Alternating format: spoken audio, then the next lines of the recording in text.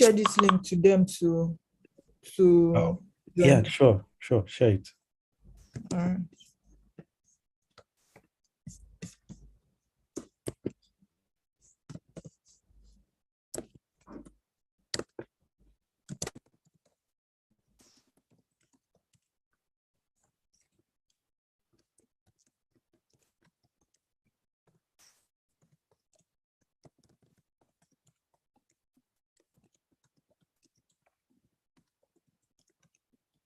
Are you sharing it? Good work.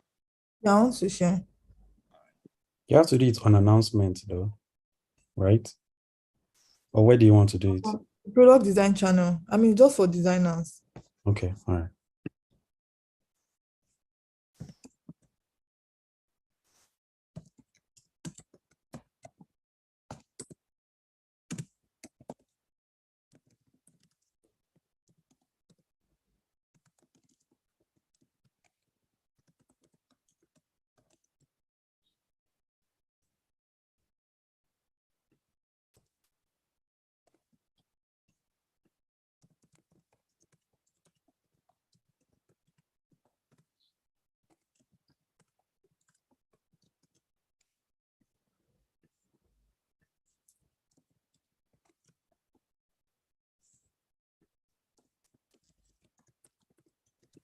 Who do I see the type?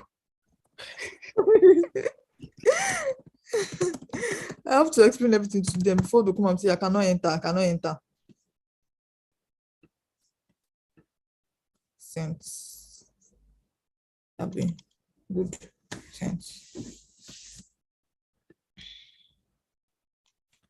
Please, if possible, help us with meeting everybody. I mean, whoever that is coming to the call. But so how is the stuff going to run? We are What's the live, by the way. We are live on YouTube, by the way, so that you guys know. Just chat. Use the chat box to have conversation.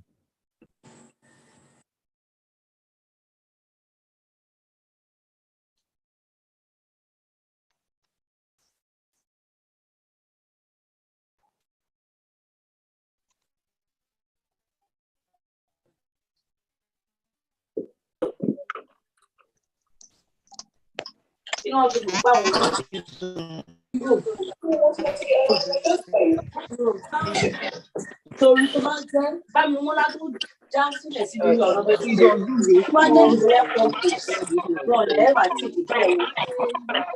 guys should finish that food though. Please, can you guys all mute? Please, everybody, please mute. Please mute. Please mute.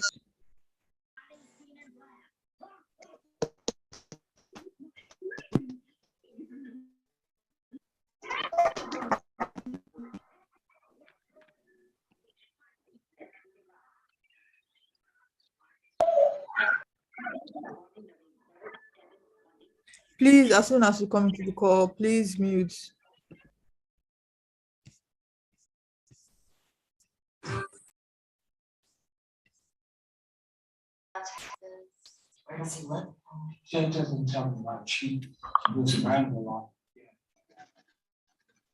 Please mute and turn off all videos, please.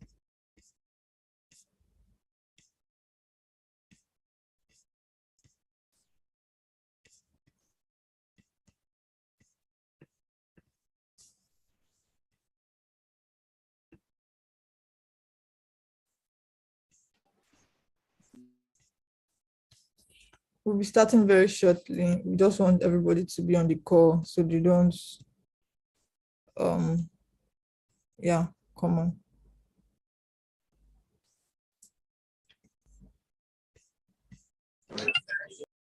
Please mute.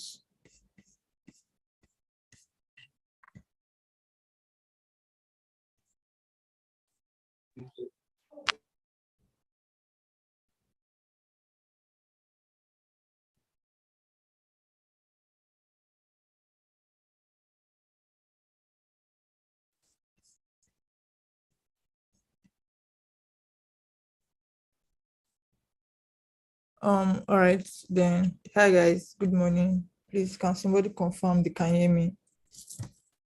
Yeah. I hear you. Oh, Yeah, we can hear you. all right, thanks.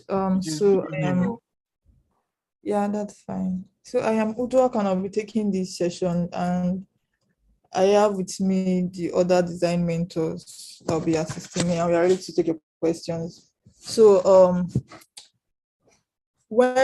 please, if you have a question, just raise up your hand, and you just raise up your hand, then we'll call on you. Is there a raising hand section here? Or indicate in the chat box, then okay, yeah, you can raise up your hand then. Please raise up your hand, then we'll call on you. Please do not unmute until we tell you to do so. And yeah, those on YouTube, you can also ask your questions. We'll be taking it from there too. But don't worry, we'll be taking all questions. And also, one thing you should know that if you are being called on to ask your questions, please just go straight to the point. I mean, summarize everything as quickly as possible, because we plan on taking everybody's question. And also, for those who can hear me, both those on the call,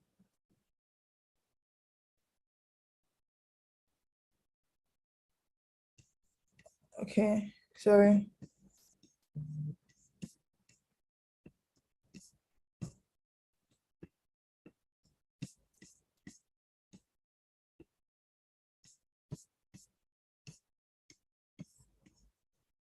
Is it fine now?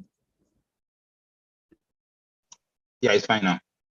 All right, thanks. Okay, so for everybody that can hear me, this session is for designers only. So the question we'll be attending to is, well, mainly for the mini projects, but if you have questions concerning the Star Garden, that's fine. So yeah, let's start. Laurie and the other mentors, yeah, you can call on anybody to ask the questions.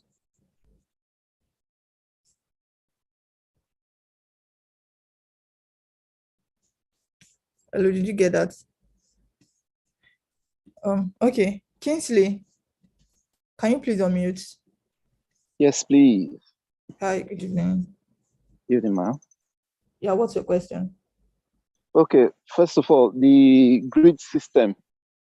Okay. I think it's okay to just leave it as a component, so that when designing, I can always just go to my asset, pick it up, and dump it on the canvas that I'm working on. Or do I have to make it a style? Because I did both, and I think it's fine. Then secondly, if I'm designing something and it's not starting directly on top at the beginning of the grid, is it okay as long as my padding, my spacing and everything is still within the 8 spaces? All right.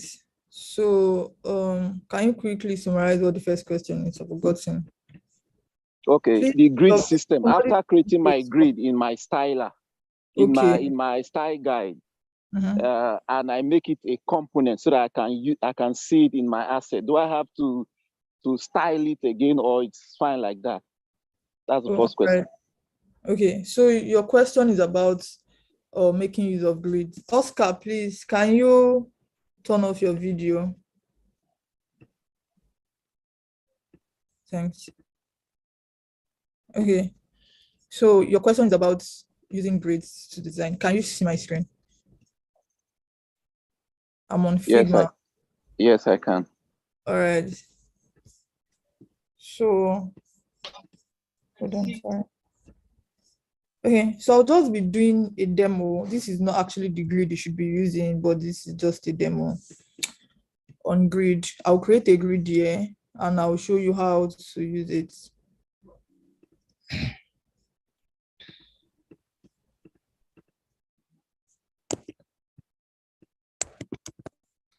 So like I said, this is just a demo. So this is how you, first of all, you don't make grid a component. Grid is part of your styles. Do you understand? So you don't make grid a component. That's number one.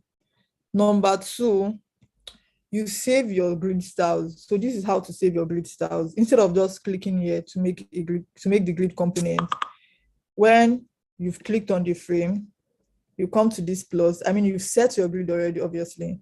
You come to this plus, sorry, I say plus, come to these dots here, then to this plus, sorry, and then let's say this is grid and mobile, like mobile grid. So this is my grid here. And let's just say this page is your style guide.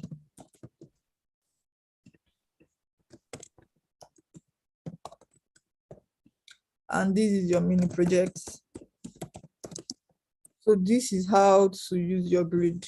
I'm going to pick the same frame and I want to use my grid to design. So once you've clicked on your frame, come back to this place, your style. You can see that it's a style, it is not components.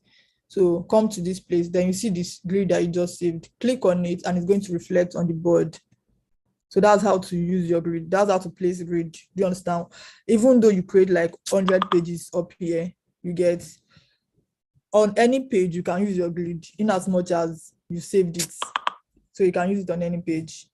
That's on that. So Sorry, Udrak, sorry, please. Please don't post in the comment chat section on Zoom. Nobody should post there. I'm pasting questions from YouTube there. So if you see anything there, there are questions from YouTube. So please don't send any message there. Thank you. Sorry, you can go on.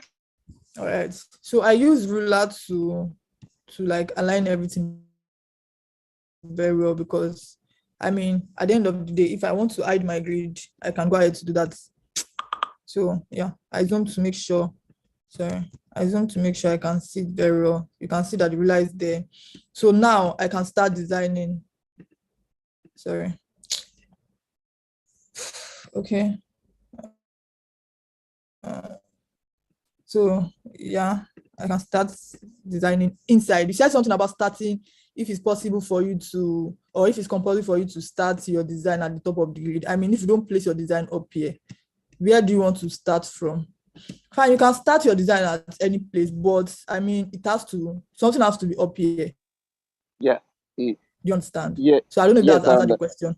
Yeah, I understand. Like the header, yes, fine. It starts there. What I'm talking about is other sections inside the page. For example, if I have a panel that I want to run through the whole width of the screen, but the content will now be padded inside. Yeah, you can do that.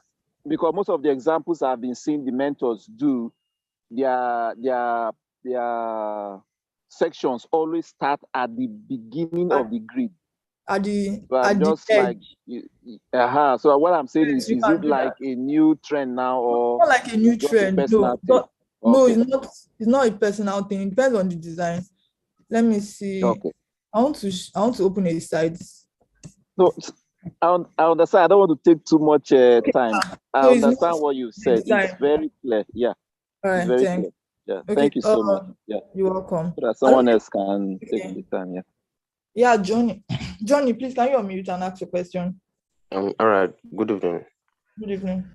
So, just checking Slack this evening, I saw the message about submission, but I already submitted, and I had my several pages on the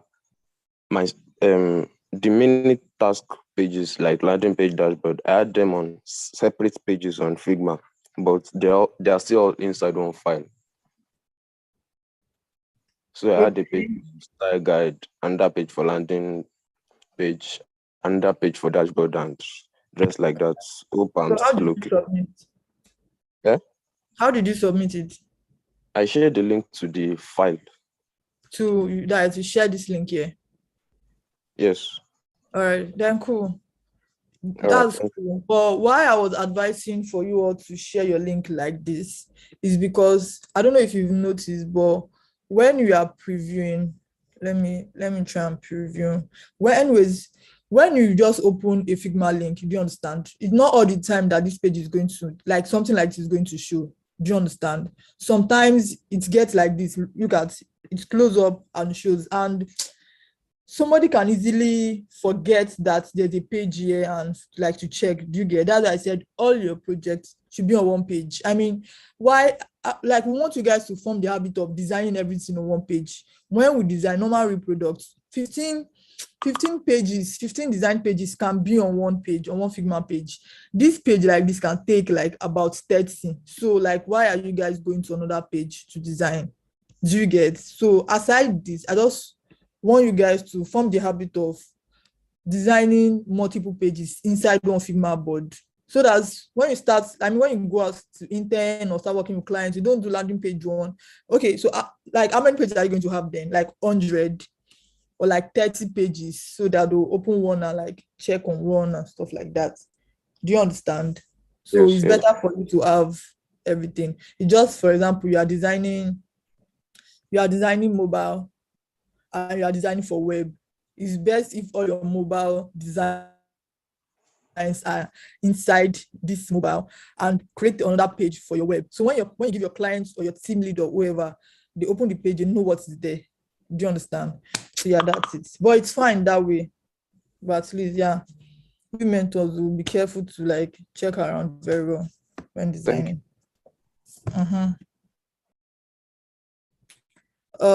Next person is, oops, not same person. Sorry. I'm trying to get the list of those people that raise up. Okay, can anybody please unmute? Can't get the list of those people that raised up hands. Hello. Oscar. Hello. Oh, please, one person. Hello. Yeah. Hi. Good evening. Good evening. I'm Lois.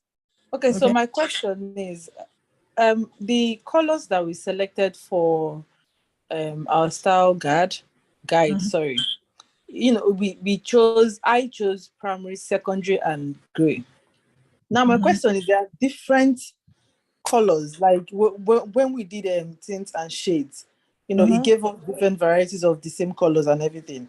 Now on our page, while we are designing for the landing page, service page, and everything, are we supposed to pick like one color from the primary color, one from secondary, and then one from gray, or can we use, different colors from the colors we selected? Yeah, you can use different colors, but you see, just like your text feed, do you understand? The input feeds, you are to use gray. You are not to use your brand color, you are not to use your secondary color, because they have like, I mean, users out there that are designing for already know the kind of way those inputs are coming in. Do you get? So it will be weird if you use another color. And you already know what your primary color is, your brand color, like mainly for call to actions, the most important ones. While your secondary color, obviously the next most important call to actions. Do you get? But those other extra colors that your tint and shades gave you, you can also use like stylishly. This is an example. Let's say I create, oh gosh, sorry, hold on. Let's say I create a button, auto layout, middle, and white, yeah. And my button is here, but I want to create card. And I want to add different things inside, like text. This is the heading. Let me give this 18.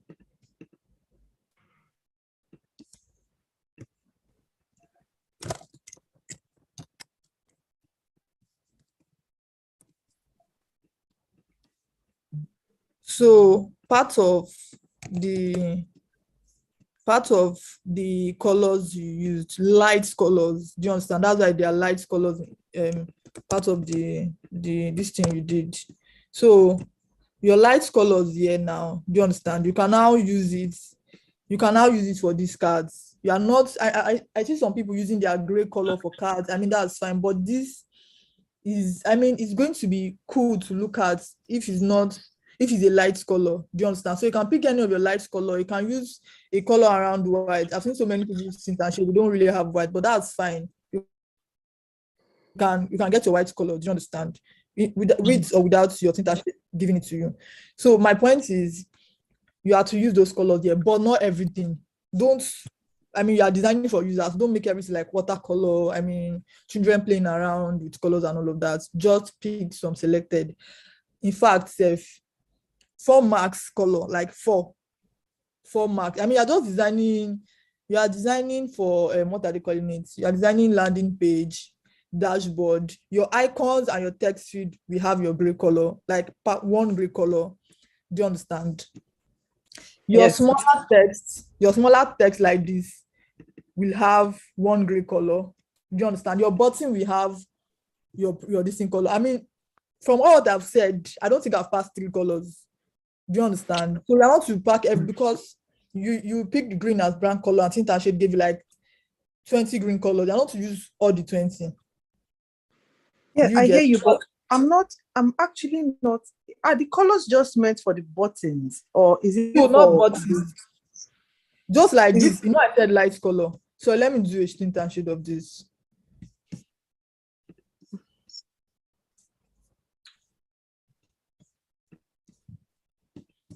So this is light color. Do you understand? Sorry. It's better. So you are going to tell me out of these 2, which do you think is the best to use? Sorry.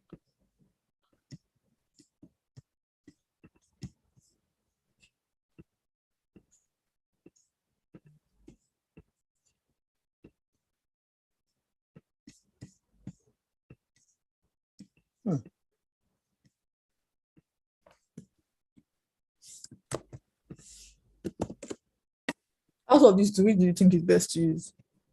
The other one is not legible, so obviously the one by the left. Even if I make the text, no, it's still not better. It's still not better. Do you understand? So you can use it. Yeah, you're not. Sorry, I'm trying to make sure I actually am following up on what you're saying. I'm referring to the shapes on the design, like the square shapes and everything on the landing page, where you place where the picture placements are happening, or, are those colors, can we use those colors as well? Or are the colors specifically just for the buttons and the icons and everything? No, you can use them as well. Oh, that's the best. You can use them as well. That's why you did intershade. You didn't do just one color for buttons, so you can use them as well. All right, that's my question. All right, thank you. No, that's all. Thank you. Welcome. Oscar, hi. Good evening. Hi, hello, good evening. So my question is, must we stick to the style guides for everything?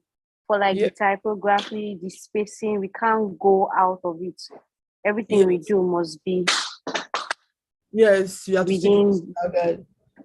Yeah. So let me say if if we're designing something and then it's out of it, then we have to go back and include it to our style guide. Is that? Yeah. In case if let's say there's a component you need or there's an icon you need that's not in the pack, do you understand? You can get the icon from any icon pack, but that is closely related to what you have. For example, if your icon pack you do it field color and you want to get on that icon that is not in that icon pack, you can go and get that same icon that you need. But please, can you guys mute? Who is that person? So you can get the icon you need, but with field color. And sorry, I didn't hear you. who is someone? Are you the one that okay? So like I was saying, you have to stick with your style guide. For consistency's sake, you understand? Because obvious, just think about it. This might not be the only thing you use the style guide for. What if there's on that tag that says design so and so stuff? You already have your color saved, you already have your typography saved, you have those things saved. You can just go to your style guide instead of doing them from scratch. That's troublesome. And also, if there are any components or any styles you did not create, we gave you some list of things to do for style guide. If there's anything you did not create, but you need, just make it component or create a style from it and drop it in your style guide and continue designing, because you're still going to need that thing again for consistency's sake. Do you understand? Thank you very much. Yeah, you're welcome. Next person, please. Can somebody talk? Yeah, good afternoon. Hello, good evening. Sorry, hold on. Sorry, you guys should hold on. Sorry, let me take questions from YouTube quickly. So I'm scrolling to the very top. For the submission, since the mini projects and style guide soon be on one document, why are they separate dates for the submission? So style guide is a tax and mini project is another tax. Do you understand? Style guide tax came before mini projects. And when style guide tax got closed, they had to like extend it due to some certain votes.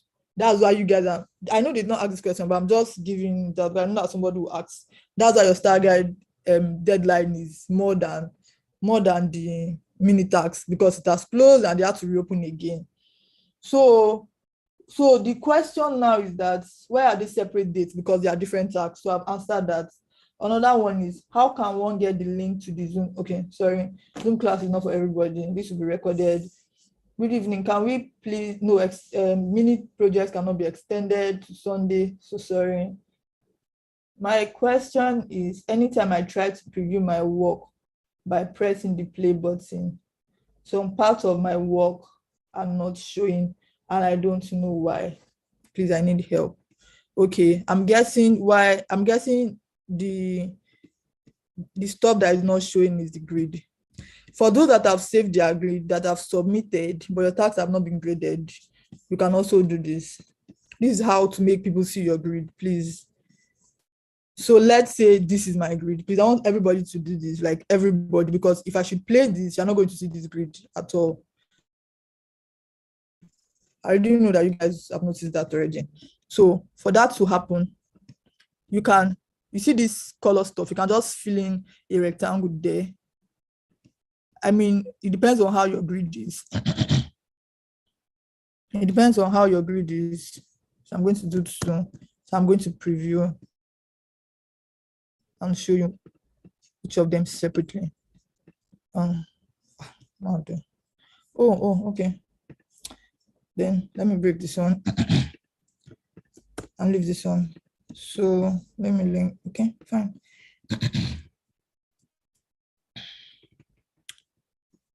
Wait. Sure.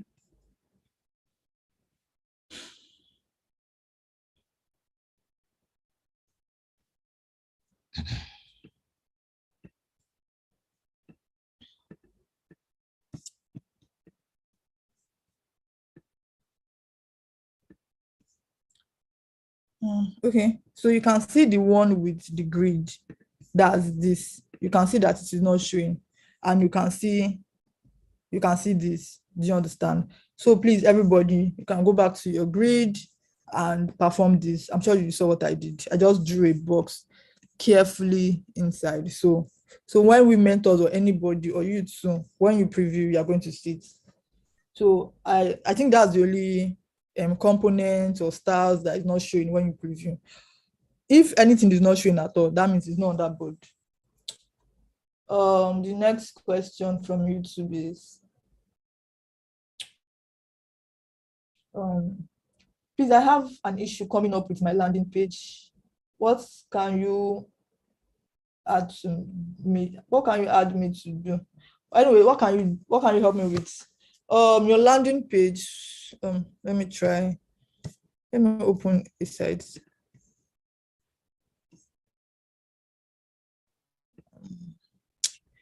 Screen sharing. Hold on.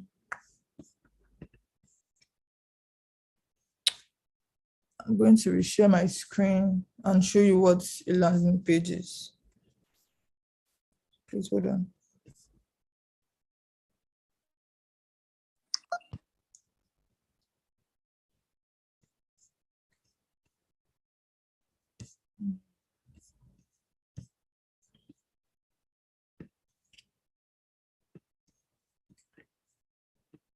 Can you all see my screen?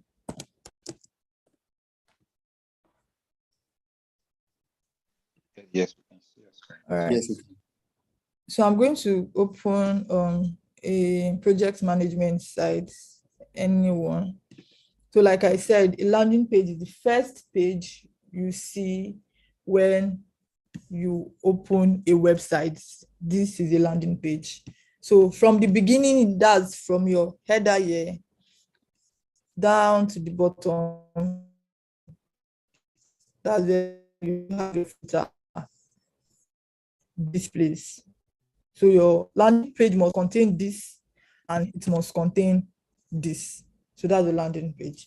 So I've answered that question. The next one is extend submission date. Sorry, not happening. Secondly, how can I get pictures without background use of my work? Because I tried searching for SVG image on Google, but it always comes with background. Thank you. So there is this remove BG. Not that. There is BG site, and it also have a plugin. So you can go to your plugin community and search for remove. Or there's this site. Lloyd, please, can you help me post this link to the remove BG link to the this on Slack, the channel on Slack. Thanks. So they're going to post a link for you where you can remove your background to talk. So the other question is really serious. I know that you guys put in your best, like to do your tax and all, but we can't extend the dates. Reason because this training has a deadline already. Do you understand? So we can't go further. They've been trying, but if they happen to extend the deadline, that's fine. But from me, so sorry, it can't happen. The landing page, service page, and contact us page will be on the same frame, but do they have to be the same dimension, the same frame? Okay. Hold on, let me come back to my Figma. So this is your mini projects page. Do you understand? You create a frame for your, you are designing for web. You create a frame for your landing page. You can, because I already showed you what a landing page is, very long. So you can extend it to how you want to. You create another frame for your service page. You can extend it to how you want to. And you create another page for your contact us page. So this is what you're submitting. You're just submitting this link like this. And you click on this and you share it to your friend first before you submit. So landing page, contact us, service, and all of that, they are not on one. This is a frame. Or maybe you got something wrong, but this is a frame. Do you understand? So everything is not on one frame. So everything are different frames, but on one page. Another question is, please, I'm trying to practice making changes on my component so it changes the variant at once, but it's not working. Somebody asked this question on Slack. One of the reasons why, let's practice, sorry. So this is a button. I'm going to make this a component, create a variance. Let's see, make this a component, create a variance.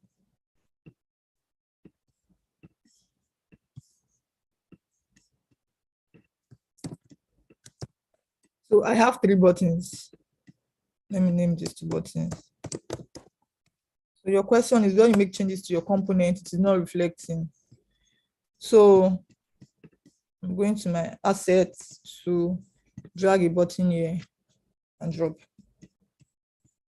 So let's say by mistake, I did this.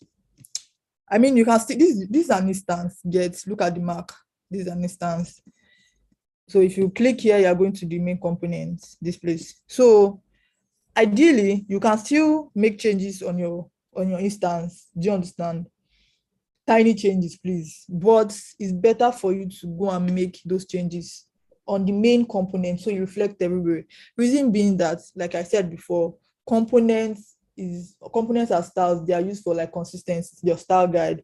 In the case where you have like 1 million pages, just imagine if you want to make changes. Do you have to go and change the button in those 1 million pages like one by one? No, you just go to your style guide and you make those changes.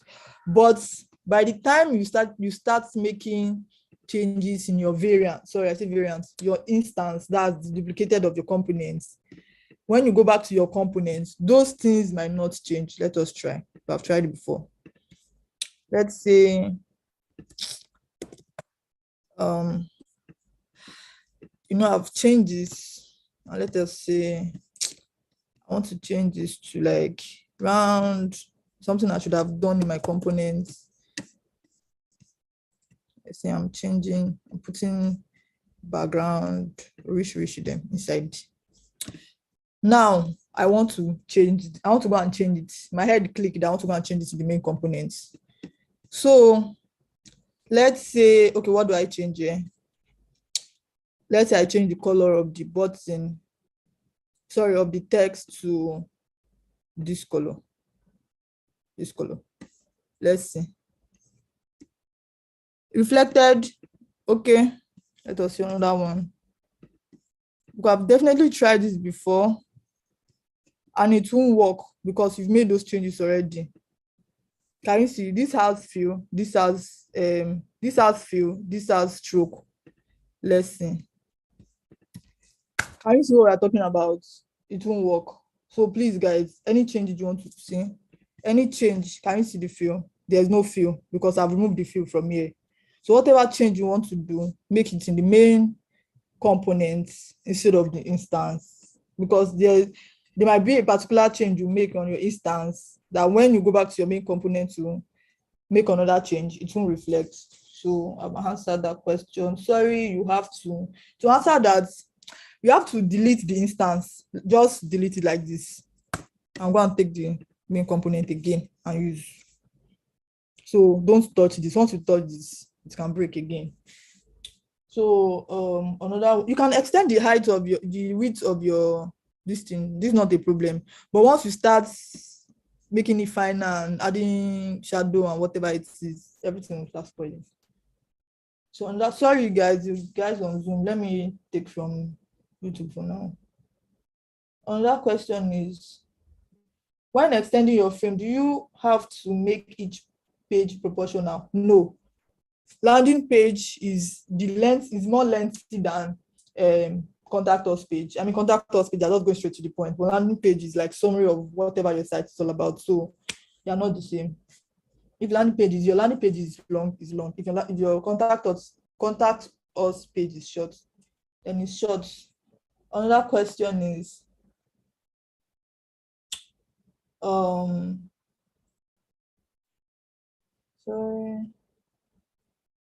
For the landing page and service, okay. I'm trying to practice making changes on my, okay, no, okay. Please, how do we create typography styles for a reuse? I mean, we've done this severally, guys. We've done this severally. So I have my heading one. I think they use styler, but man, I don't use styler. What do I do like this? Heading two. Okay, anyways, this is how to save your typography by yourself without a plugin. So you click here, I mean the typography you want to save. Please, without a plugin, like please, without a plugin. I know Bombos taught you how to use styler, but please, this is without plugin. When you have a lot of typography you want to do, you can use plugin. And if you need to use the plugin, if you want to get a tutorial, you can go to the previous thing we have been doing. I'm just going to do this too without a plugin.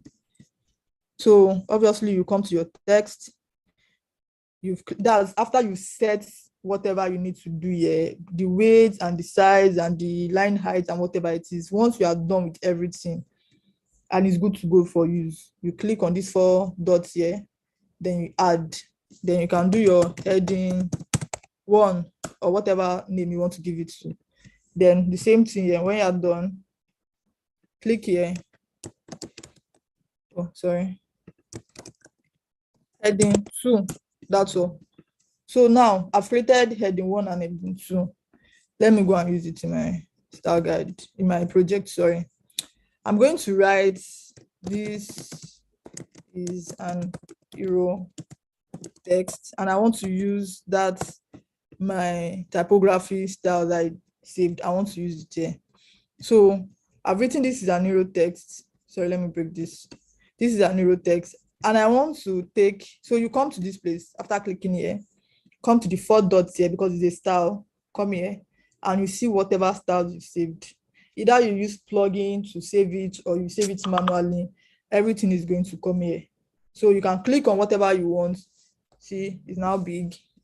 You can click on whatever you want. It's small. So that's how you use it. First, write your text and pick your styles. So that's how it works. Let me hold on with YouTube because I know the Zoom guys are about to kill me.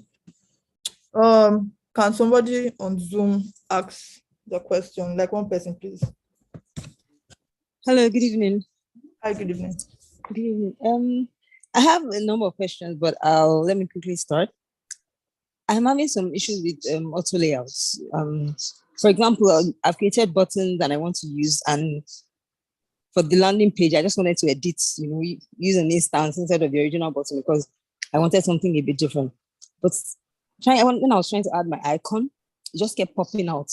Once I add the icon, after editing the button I copied, once I put the icon and try to make it an auto layout, it just kept jumping out.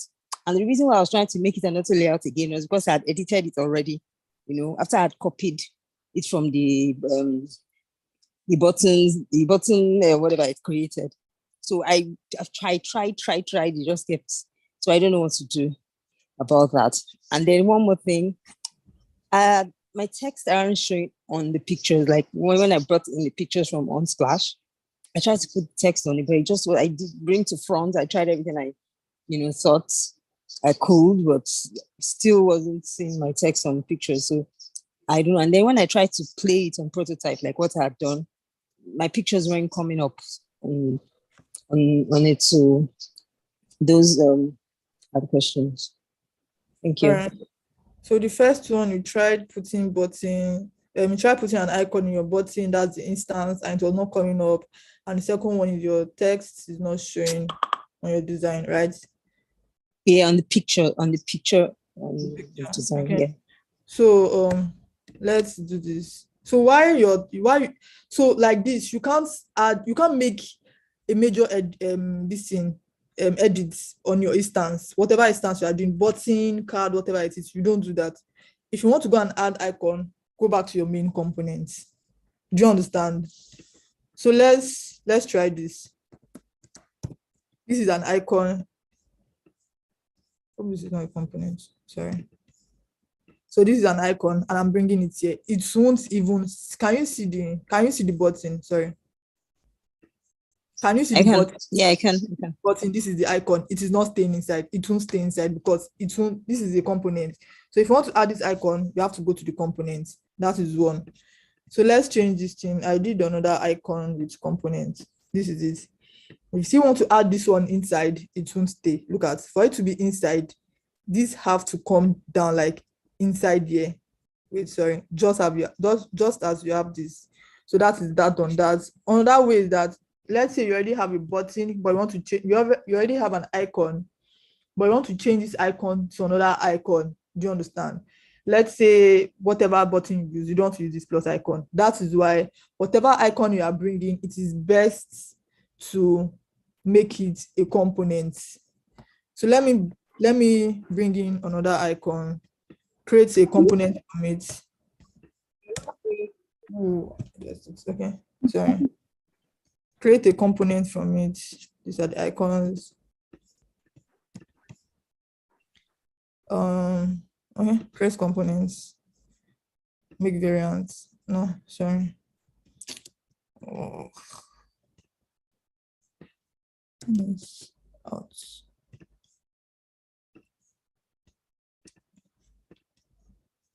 No more people. So this is it. I named this to my icon. I named this to icon. I want to bring this icon into this button. I'll click on this icon. If you see this icon, if you see the stuff beside this icon, you see that it's an instance. Do you understand? Meaning it's a component. any icon you bring in that, let me even go and do sample. Copy.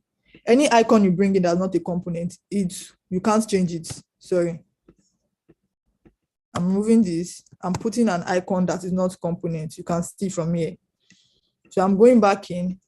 So an icon that is already a component, you can just come here, click on the icon, come to this place here and locate wherever your icon is, or you can search for it.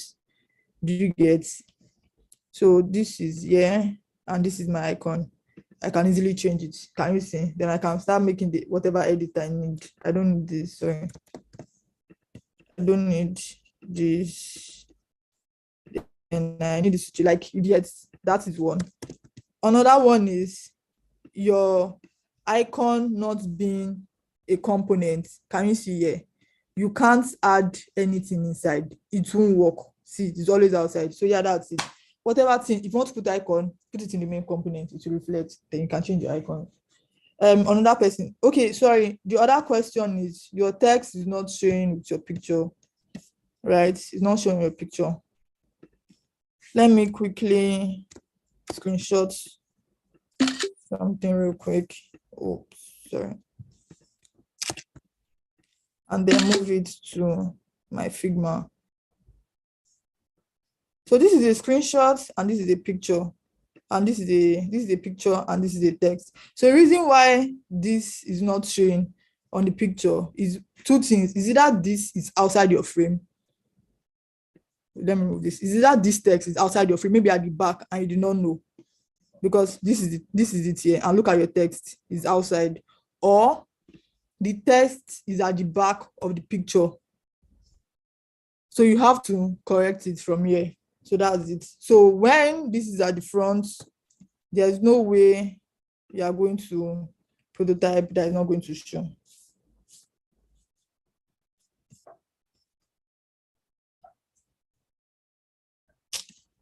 Shit. Okay. Can you see now? Hello. Are Yes, you there? I can. Yes, I can. I'm here. I'm here. So you can see it. Is either it's not in the frame or it's at the back of the image. So you can just rectify everything. So yeah, that's it. Next person, please. And Next no, person. one more question. My picture wasn't showing when I played it on prototype. It didn't come up on the frame that I created.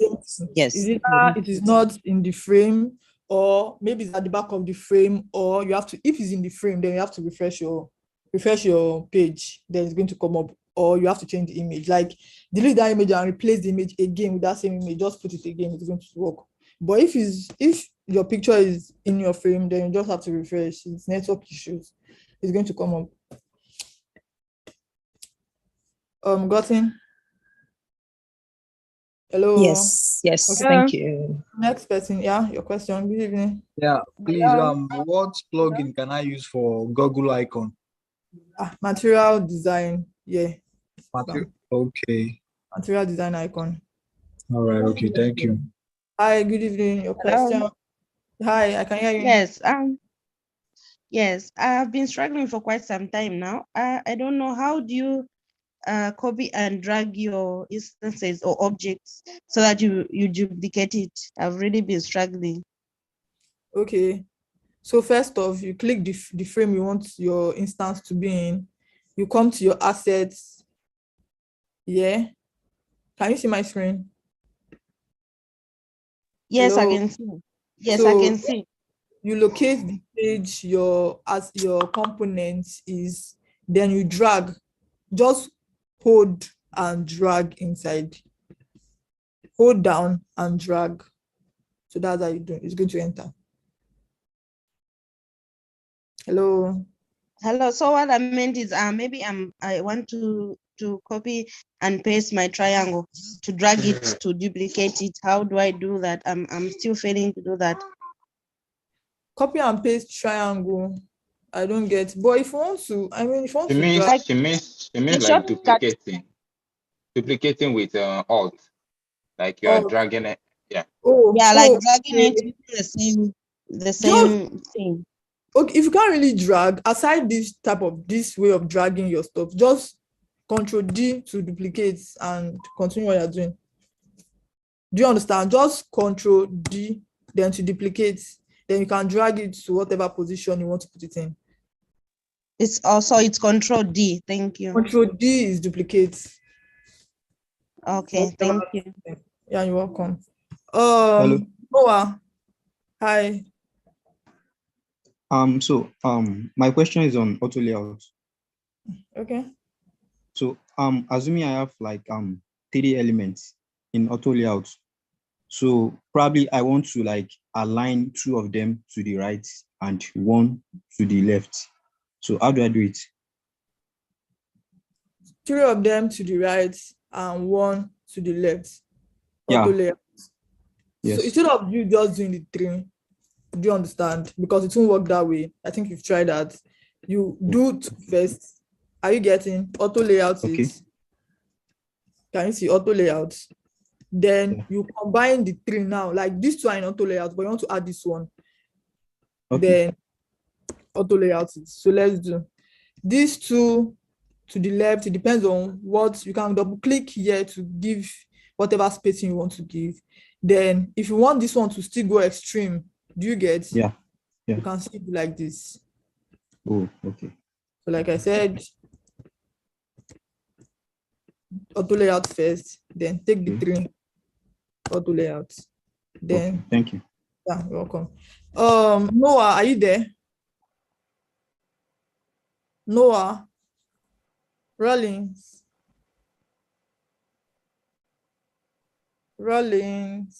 Judith is here. Can I?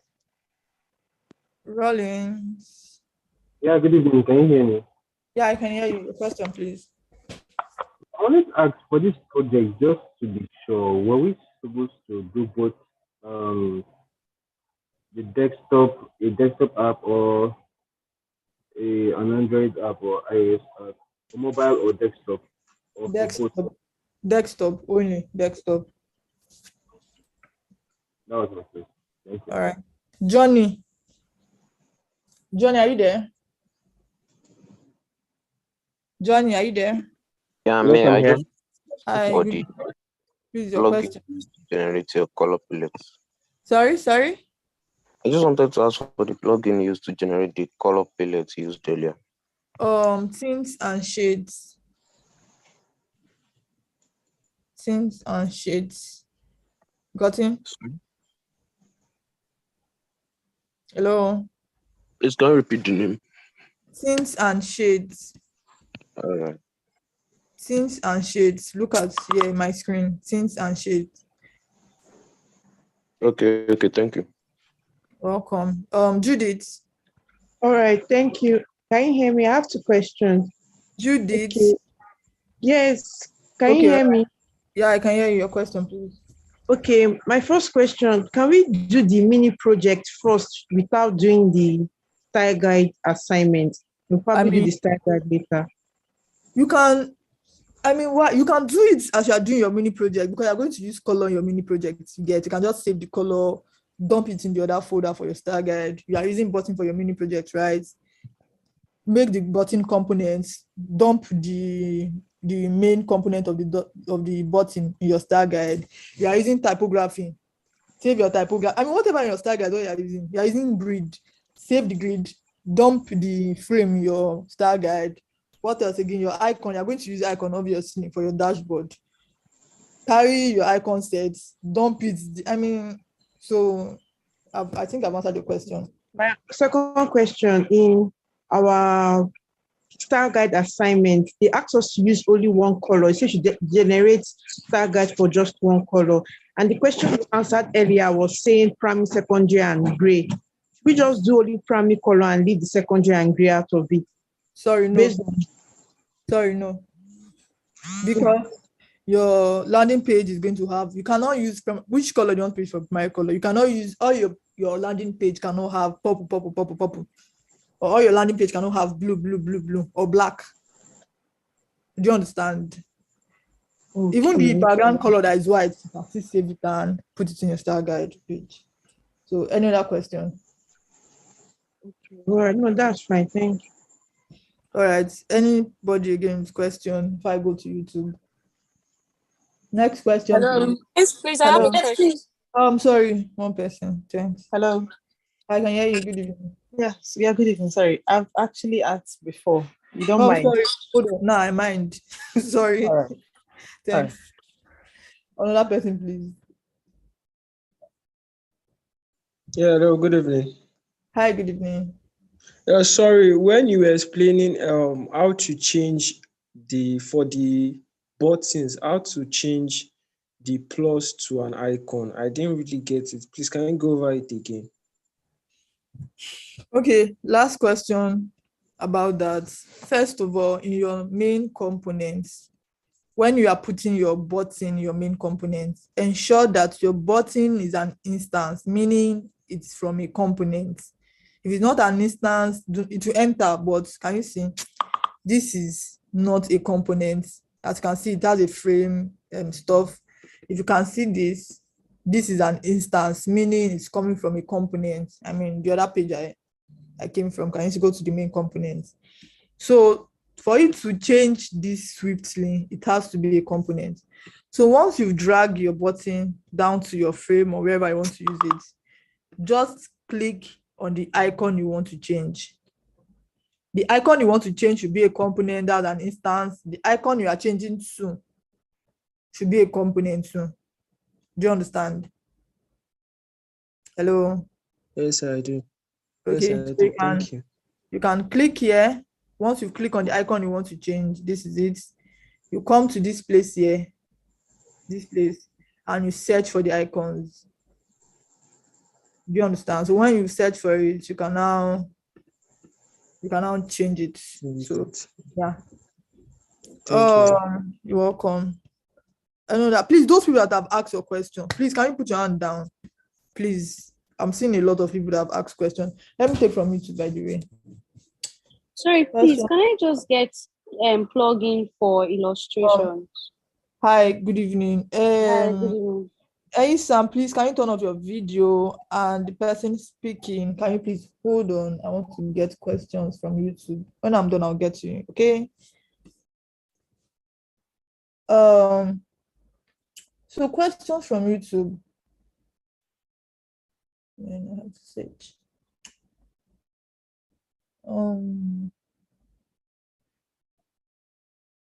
Please, I need help with turning my spacers into components or assets. Beshel, please can you turn off your video? Okay. Spacers is something like this. Okay, 18. Then how do you turn it into components? You basically save it as a style. Do it as a component. Then if you want to work on it, let me just save this. Spacers, save, come to this place, bring this, give background so you can see what I'm doing. You obviously need to know the space between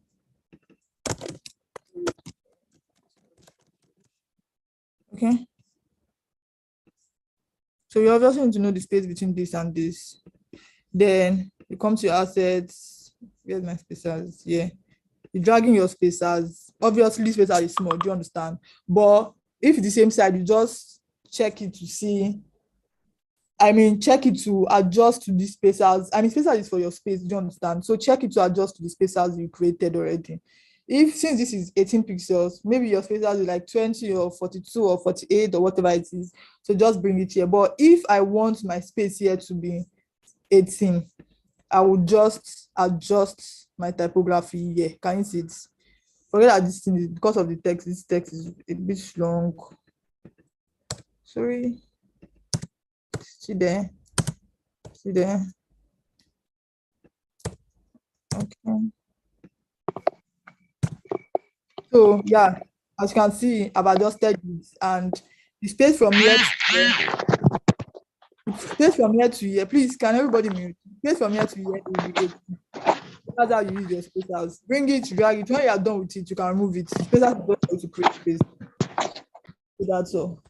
The next question is, I'm sorry, hold on.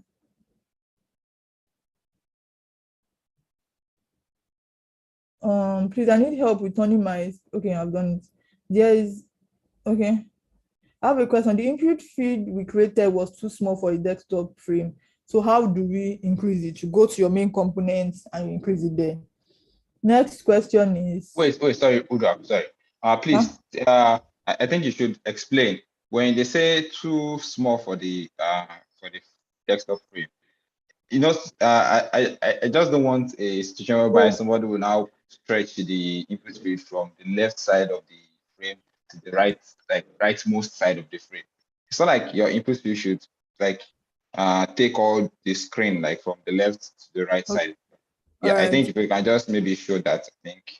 Okay, let me bring in my input step styles, yeah, of the system. So I'm going to take it to style guide. So this is my input feed. Come here, and I want to put it here. Come to my assets, is my style guide. So this is it. I'm dragging it here. Now let's test first so that we can see before and after. Sorry, let's see here.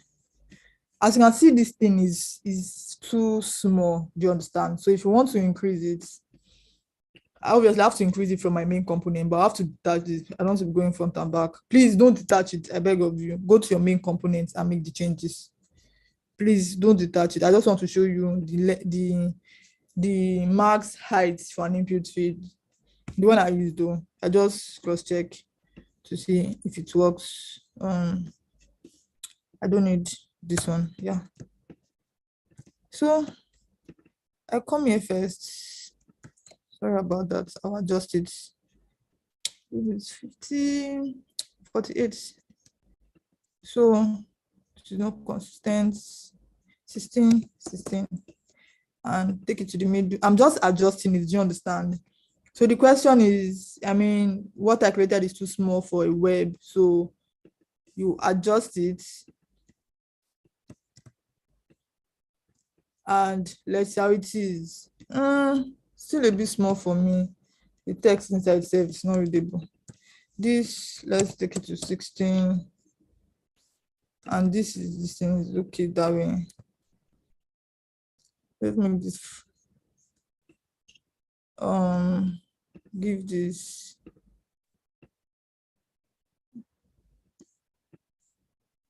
this is a bit slides. I mean, it's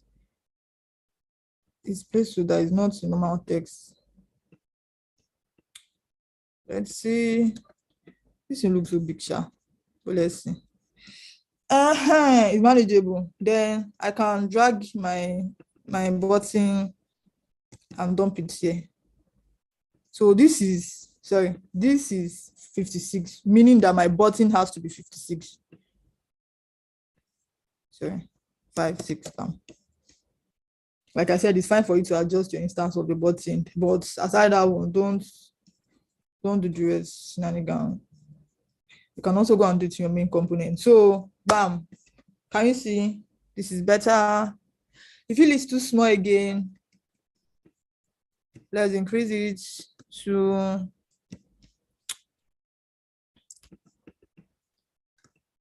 come on. 64.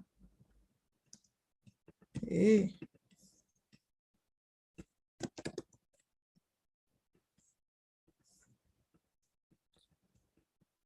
Make this one equals to this one to 64, because we don't want to have something like this. Really, like, can you see? We don't want to have something like this.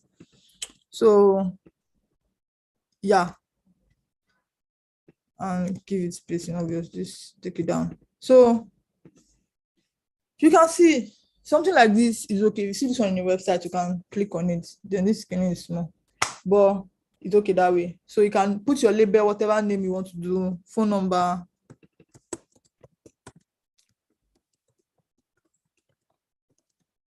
Then have this one 00000, whatever it is. You don't need to see phone number. You need to see phone number. You don't need to edit rather. And button, submit, bam. So can you see? Perfect. But between 56, this 56, this is 56 and 40 and 60. This for looks big, kind of anywhere from 48, 56, and well, 64 for landing page, please. Because when you start using it in your form for, when I mean form, I mean the dashboard, like the inner parts. When you start using for forms, it looks kind of weird. So yeah, I hope I've answered that. Another one is, I did not follow my style guide to design. What do you want to do?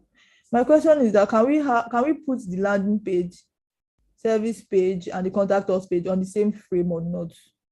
Also, can we use other color apart from the one? So please, you have to follow your style guide. Whatever is your style guide, use it. Some people, when they are designing, that's when they create their style guide. So you can do it that way. When you write A, you save the typography, dump it to your style guide. You use red, you save the color, dump it to your style guide, like that. Before you know, you're afraid, while you're designing, you're afraid to your style guide. And no, all your designs shouldn't be on one frame. It should be on one page and different frames. I've explained that before. Is how do I prototype my work to confirm if my frame is in order? Your frame doesn't, even though your contact us is the first one or your dashboard is the first one, we don't mind. We just want to see all your designs. Just once you know how to prototype now, click on whatever you want to do, click the play button, and just be doing next. When all your pages are showing, you know that you are good to go. But obviously, you're not submitting all your pages now. You're not submitting prototype now. How do I say you should not submit prototype? Because prototype is tricky. If you prototype, these are like 4 pages on this board. If I prototype just 2, it's just that 2. I link this one to this one. It's just out of 4. 1, 2, 3, 4. It is just 2 that will show. Can you see? 1, 2. Nothing again is showing. So that's why we don't want you to prototype it. To link it. You don't have to link, please. But if you do not link it, everything will show. Another question is that I am still struggling with the style guides. Anyways, you didn't tell us what you're struggling with. I'm having difficulties with variants after adding auto layouts and components. The frame created automatically when I add variants. Won't allow me to add title to my buttons. I try it is messy. I don't really understand this question. The frame created automatically when I add a variant. It won't allow me to add title to my buttons. I don't understand, but if you want to add title to your buttons, your button should be a component. Obviously, so that I can reuse it again. I'm taking my text. I'm going to add button title. I assume this is what you want to do. I want to make everything on the layout. Bam. It works, except this is not a question, but I don't understand. From what I understand, it works for me. So, no, all your designs are not in the same desktop frame. They are in separate frames in one board. Is it preferable to use icon packs or plugin? So icon pack is better because when you use plugin, you get to, it is sure, we cannot really bank on the fact that you use the same icon. When you're using icon pack, everything's coming from one icon. If it's filled, it's filled. If it's rounded, it's rounded. But you might think an icon is rounded, whereas it has a square shape like this. The way this button is, it has these edgy shapes, sharp edges. So please, for consistency's sake, stick with your icon pack. Thanks. Please, I submitted different files. Hey, I didn't know it's supposed to be on one file. Please, what do I do? Because on my mini project, I can't access my style guide. So what did you submit exactly and where? If you submitted your mini project on only your mini project on the Figma file, you submitted it on your mini project tags, then you're good to go. But if you submit style guide on your mini project tags, what you have to do is, let's say this is not your design, you submitted your style guide instead of mini project, come back to that Figma board that you submitted. Come back to that Figma board. All your style guides, sorry, you have to cut everything. In fact, just copy everything. Control A, Control C, copy. Then paste it in another page. Then on that same page that you did, go and copy your mini projects from wherever it is and paste it on this page. So when the mentor come, they are seeing your mini projects instead of your style guide. That's an expo. You can tag your friend. Another question is the mini project supposed to be in the same file as the style guide? Yes, it is advisable because that's what you are using to do your designs. The Versus pack icon pack is not showing in my system when I change to bold. I don't know what you mean. If you're having any issue with any icon pack, delete it and take on the icon pack. You go to the Figma community and get. Can I address that? Yeah, sure. Okay, so what you need to do is you need to zoom in. I think you have seen. I think Udrak, I said Udrak. Bombos addressed that the other day when she took the class. So what you need to do is go into the file. Then you need to zoom in. You need to zoom in very well. So sometimes it may seem like it is lost. Just zoom in slowly, and then just look around the Figma board. You will definitely find it there. It's zoomed out so much that it looks so tiny, so you can't see it, and they're icons. So all you need to do is zoom in slowly, so you'll be able to find it on the frame.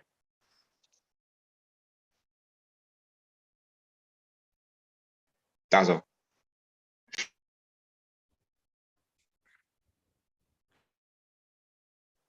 That's it. That's it.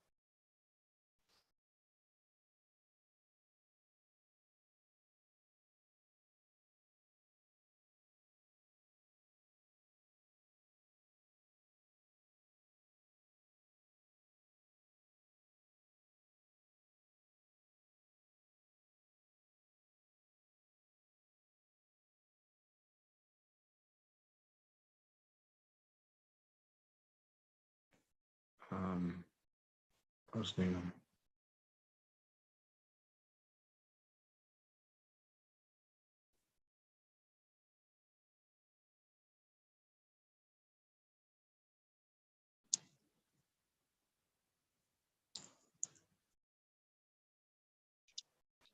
Oh, sorry. I'm guessing maybe it's probably a network issue. Yeah. All right. So let me see. I don't know. Does anybody have any question on Zoom? Like on Zoom, if you're on Zoom and you have any question, can you please I have a question. Yes, question. I have a question. Okay, so like we were doing earlier, one participant, please. Hello. So, yeah, so I'm listening. Ask your question. Okay, so I've asked previously. Should I go ahead? Yeah, sure. Okay, so first question. The mini project, when must I use the same button? Because my buttons, especially the primary colors, the buttons I use for my primary, they already have a color that is not on the color that I selected for my this thing style guide, sorry. Okay. So must I use the same button? Must use the same button. You can you have the creative freedom to create any other one. You can create another one. That's what you want. If it matches what you are doing with your mini project, then fine, you can create a new one. But then we're just saying that, or you can tweak what you have in your style guide. You can create a new one and put your style guide file, or you can tweak what you have in your style guide and use it. So it depends on you. It doesn't mean that, okay, what you have in your style guide before is what you have to use. If you feel like what you need in your mini project is different from what you have in your style guide, then you can change what you have in your style guide to match. Yes, so the thing is, I picked from my style guide and then I changed this thing. But according to what she said, I didn't know that if I don't change it on my primary button, like I have several buttons. So I just picked one, and then I now duplicated that one, and then I used them for different purposes on my project, on my mini project. And then what she said was I have to make changes on the one on Style Guide. I don't know how that's supposed to work.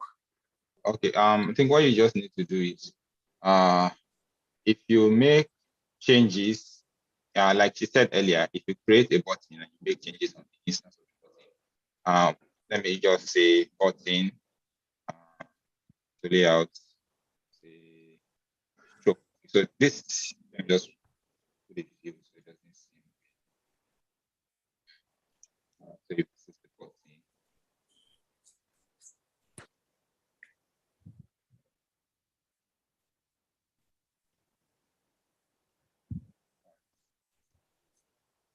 So if this is the button, and I'm going to make it a component now. So let's say make it a component. I need it. I need to have instances of it. I have an instance. Say create an instance, whatever. Maybe this one is stroke or green. Thing is pretty basic. It's pretty basic. It's just have to change it where it matters. So let me just take this one. All right. So what I'm going to do is just say I take this out. I'm using this in my project. So I change this. Let's say I change this. I change it to a rounded corner. And the original one doesn't have a rounded corner. I change the rounded corner. I change the color to yellow. And I change the inside of it to black. Say black. All right. So this is my new button. This button. But then I remember that, this is not what is in my style guide. I need to change whatever is in my style guide. Then I can just get everything, whatever I'm using here, and I can just go and change it in my style guide to match this. So I'm going to change green to yellow. I'm going to change the white color or gray color to a darker one. Then I'm going to do rounded corners. So once you do that, okay, it has changed. But then it has not affected everything else. Because if you create a new button now and you change the color here to say red, it changes here. But this one doesn't still change. So all you need to do is you can click on this place and say reset all changes. Means reset all changes what you have in your component, in your original component. Yeah, but there are so many buttons. What you need to do is, since you copied them from, only if you don't copy them, only if you created them, let's say from scratch, like you created them separately, that's when you have issues. All you need to do is check what does the button look like. That means if you have an issue with this, that means your buttons don't look the same. What you need to do is, your buttons may be longer than each other. Yes, fine, quite all right. Maybe say center. Yeah, your buttons may be longer than each other. But then if you change something on a button, like this one was yellow before, like I said, yellow. Change something on the button and you need it to be different, and you want it to reflect on your style guide. All you just need to do is go back to your style guide, change what you have on that button that you like so much, change what you have there to your style guide. Say change this one to yellow. So once you change this one to yellow, no matter where they are, no matter how many they are, once you just say reset all changes, it's going to change. Then you can maybe resize again. That's all you can do. But there's no other way that you can go about it. That's the only thing. So that's why maybe initially you should have actually just changed based on you should have used the buttons that you have in your style guide, like in your component. Okay, I think see. There's this part that you create a button for more, and then you illustrate, you're supposed to create a variant and the rest of them. That more. Do I still need to go, like, which button? Is it primary button or secondary button? I don't think it's the other one, tertiary, but is it primary or secondary button? Which one is it? Buttons are buttons. You are the one that decides which one is primary button. So this is you have to know. Okay. Okay, this could be my primary button, and I can have this and say this is my secondary button with a different color entirely. Say blue. This is my secondary button. Okay. Yeah, so I'm the one that is deciding. I can name this primary, name this one secondary. So whichever way or wherever I want to use whichever one, it all depends on me. So I think just try to align your thoughts with your buttons so you can get the best out of it. So if I copy one button, sorry, I'm so sorry. Just if I copy one button, if I take one button from the assets from my style guide and place it on my mini project, and then I copy that button severally for different purposes. The only way I should change it, I can change, make a change, and it will still reflect on my style guide. Is if I go back to my style guide and change those the main button, it will change. It will affect all of them, the ones I copied as well. Yes. To affect all of them, yes. Okay. So I think there's also a way to push back changes from the variant back to the main component, I think. Yeah, you can do that. So, but imagine if I'm creating maybe something like, how will I put it? Okay, so I have a form. Let's say I have a form. Say form.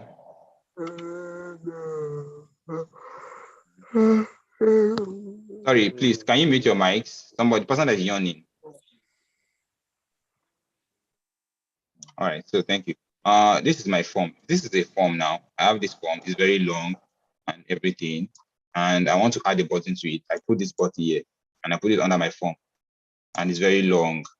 So what you're telling me now is that the best thing for me to do is, this button is long and this is my button, but I want this color to appear on my primary. Let's say this is red now. I want this color and everything to appear on my primary color. Like I want it to be here. So the changes I've made to this, maybe I've changed this one to, let me change it back to here. I want everything like this. I want it to appear here. So if I say push back, you can do it here. Say push changes to main component. If you push changes to main component, it makes this long. Can you see? It makes this long. So it makes your button long. It changes, it creates the changes everywhere else. So that's not the best thing to do. It's just going to mess up your work. That means everywhere you have this button now, but now definitely have it. See, this one also became long. Before, what we had was this. Okay. What we had was this small one. See, button red, very small. Now, because I pushed back, say you can push back, push changes to main component. Push changes to main component, this one became long. Then this also became long. So that means everywhere you have that button, it will always be long. But that doesn't work. So you just have to change everything, like Drag said, change everything from your original button component. So that's the next person, please. Hi, good evening. Sorry, one by one. Okay, hi. Good evening. Okay. Please go on. All right, go on. Hi, good evening. Please, can I get a plugin for illustrations? Okay, cool. So plugin for illustrations. You can get a lot of plugins for illustrations. So there is blobs, there's blush, there is let me just see. I'm just going to type it out. As I remember them. Say blush, there's blush. Loy, Loy, Okay, I think you can. Okay, all right, that's great. So next person. Check Slack. Irabo, are you there? You can mute. Yeah, I'm here. Hello, can you hear me? I can hear you. So what I wanted to ask is this, for these color tints and all. Yeah. So see, I use blue, yellow, and gray. Then for my primary button and the rest, do I still have to use what I use as my primary colors for the tint as my primary button? Yeah, that would be the best thing to do, to be honest. That would be the best thing to do. So if I have my primary color, whatever color my primary color is, say this is my primary color green, my secondary color is say purple. So what I need to do is, if this is my primary color, then my primary button has to have that color. Like, it needs to have that color. Because imagine this is like my primary color, and I'm writing, maybe I have a new frame. Let me just so I'm having maybe an header. I want to put a text here and say, welcome to this session.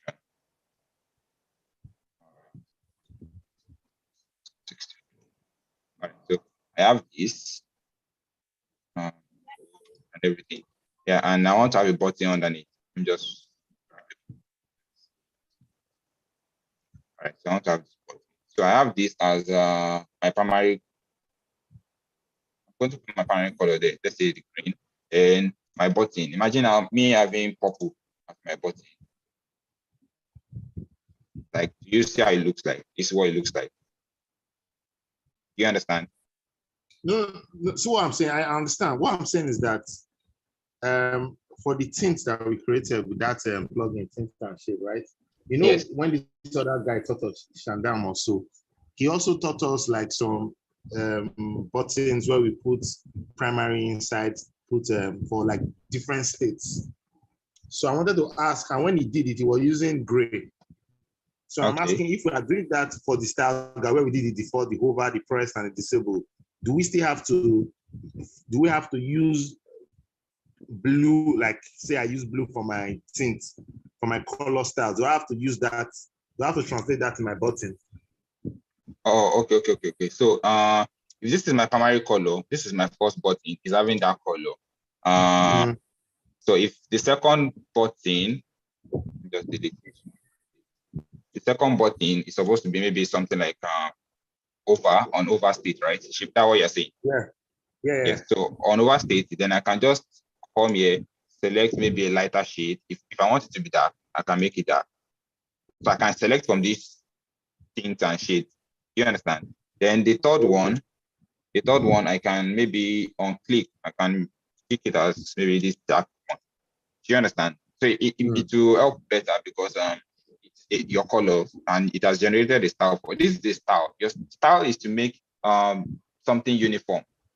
I like the style means that whatever is on is uniform, or I like a style means that okay, it goes well, it's appearing very well. So your style should actually make whatever you use in your project should make them go well. So your buttons go well with each other. It's not like maybe some people have different colors. Some people can have maybe something like green as the overstate. Maybe that's their secondary color. They could actually do that. Yeah, so they can do that.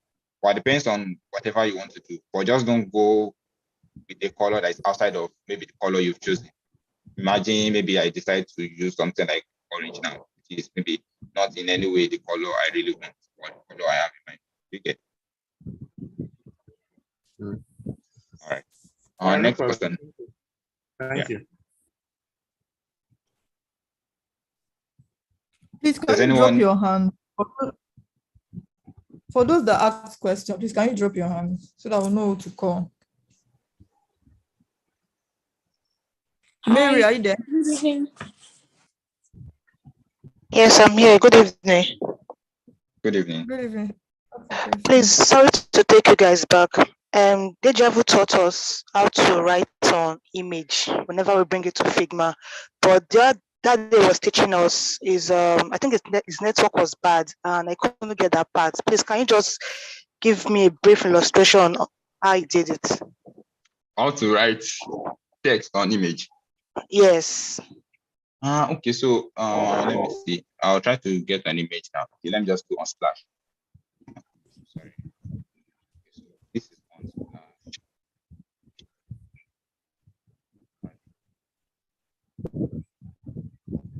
It's pretty much I say direct, not very okay. So I have this image now.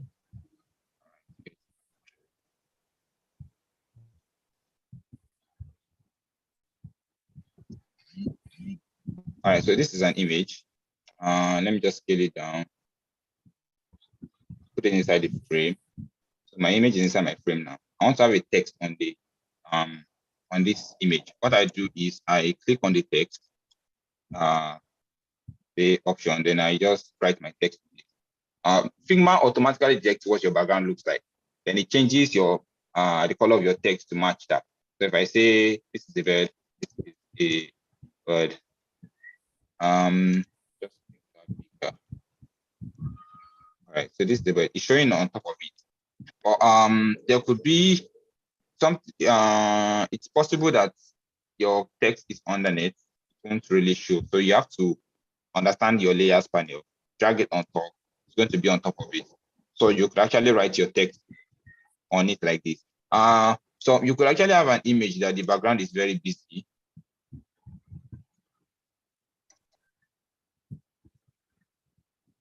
You could have an image that the background is very busy. Let's say, all right, so I'm going to use this one.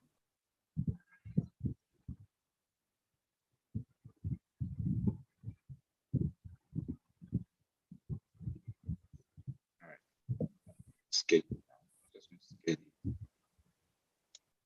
All right, so this one seems to be busy, and to put a text on it, your text might actually be lost. So say this is a food image. Now this is a food image, it's not showing here.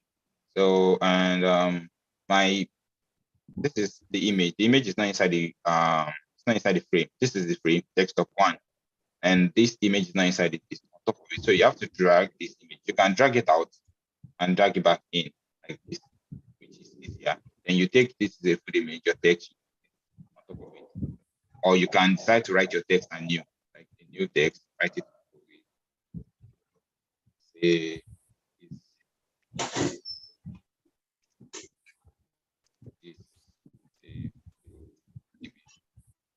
Something like that. Then it might not show very well.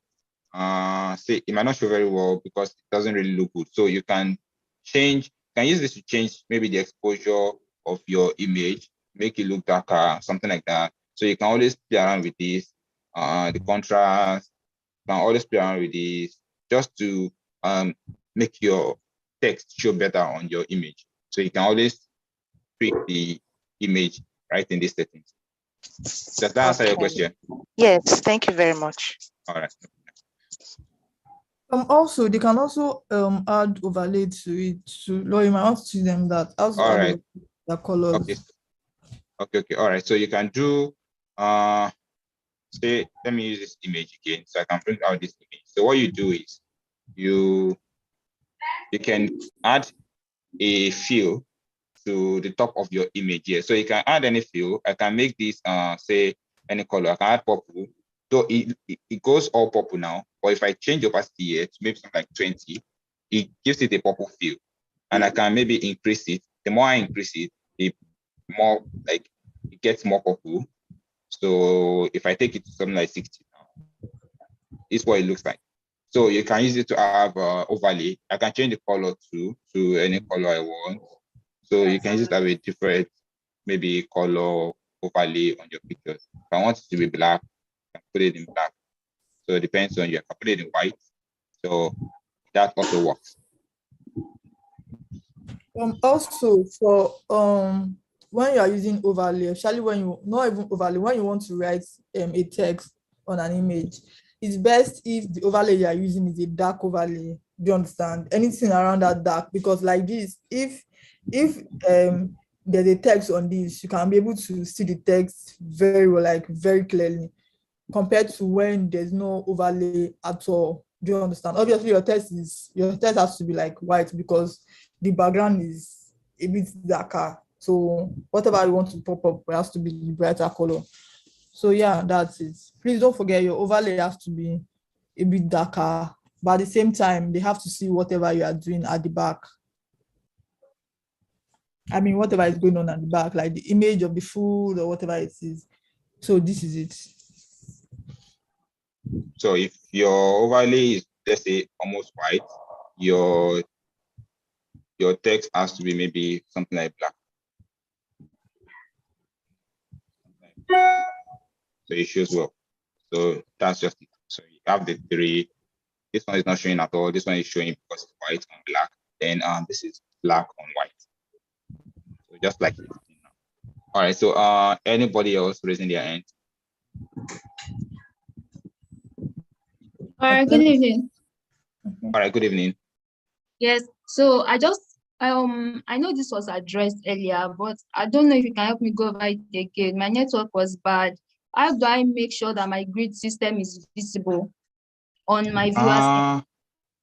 Okay, I don't know. Udrak, yeah, you can take it. Sorry, we have limited time. There are lots of questions and people on the call to attend. So I don't know. Obviously, this video will be available on YouTube. So maybe after the call, you go back to it to check is at the middle or the very, not like the very beginning, but yeah, you get the video there. But we want to attend. We promise everybody that we'll All attend. right, no problem. Thank you. All right, thanks. If possible, please let's attend those people on YouTube. Hi. Hi, I've been trying to talk. Can I just ask a simple question, please? Sure. Okay. So during style guides with Bambos, I think she already typed out the whole in the typography part, she already typed out everything she wanted to do. I was wondering if she used auto layout. Like, do we have to use auto layout to, space out the text? Like, she had this is heading, this is heading. I don't know if she used different auto layout differently on all of them, or I don't know. She didn't start by telling us all that. I mean, she just jumped right into telling us how to change the text and all that. And I've been trying it on my own. It doesn't seem to be working out the way it has worked out. And also it happened in the spacers and the grids as well. Those three, I didn't quite get anything from Bamboo's class. I don't know if it's possible to. Thank you. All right, so what I just did is I'm just trying to create a say a style for fonts, so with different font sizes. So what I'm going to do is just watch closely. So if I have all these, you don't have to put auto layout on them all over again. So what you just need to do is your auto layout is just to make say everything be in order. Like let me show you. So I can have all of these and maybe 1, 2, 3, so 3, 4, 5. Just to show you what it looks like. So I can have all of these. Something here. The text in white. All right. So I can have all of these.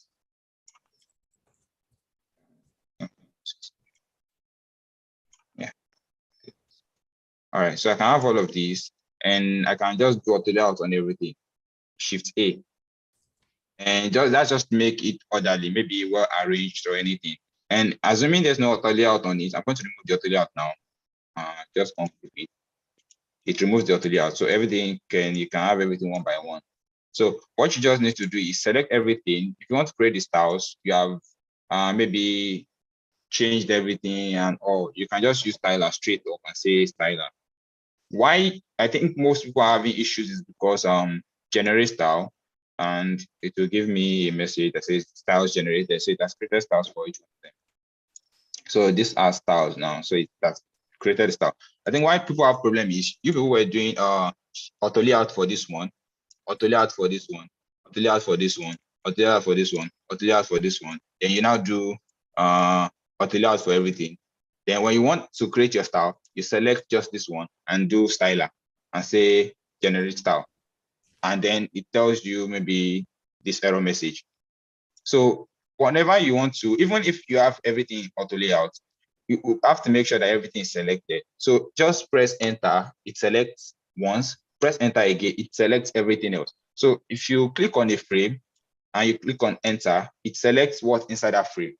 Then if you want to go deeper, maybe your auto layout next thing goes deeper than that, you click on enter again and make sure that the individual elements are selected. So header 1 is selected, header 2 selected. I know that everything is selected now. Then I can now run styler again, say generate style. So now it won't change anything because I've created the styles before, but then it won't give me an error message. So I think that's the way to go about it. So you don't have to do auto layout. You don't have to do auto layout. You can just write everything out one by one, anyhow you like it, and then select everything. All you need to do is select everything and then run your styler. All right, so next question. Does that answer your question? Thank you so much, Lloyd. Can you also touch on spacers and grids as well? I don't know if we have the time. I think yeah, it wasn't clear at all from her class.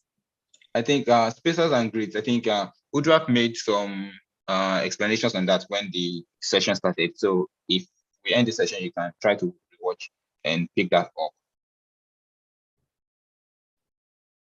All right, so thank you. Yeah, you're welcome. Next person. I think we should take questions from YouTube. Yeah, let's take questions from YouTube. Do you know where you stopped? Because I don't remember where you stopped. So I know I dropped some questions on the chat back then. Yeah. Yeah, I know where I stopped. Please, guys, for those that have asked their questions, you can please drop your hand so that we don't call you again. So the question for YouTube. Sorry, hold on.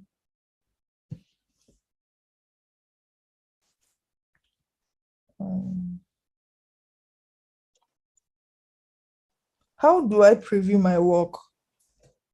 How to preview your work? Just best thing is download Figma app on your mobile phone and then log into it. You will see a portion or a navigation that says mirror.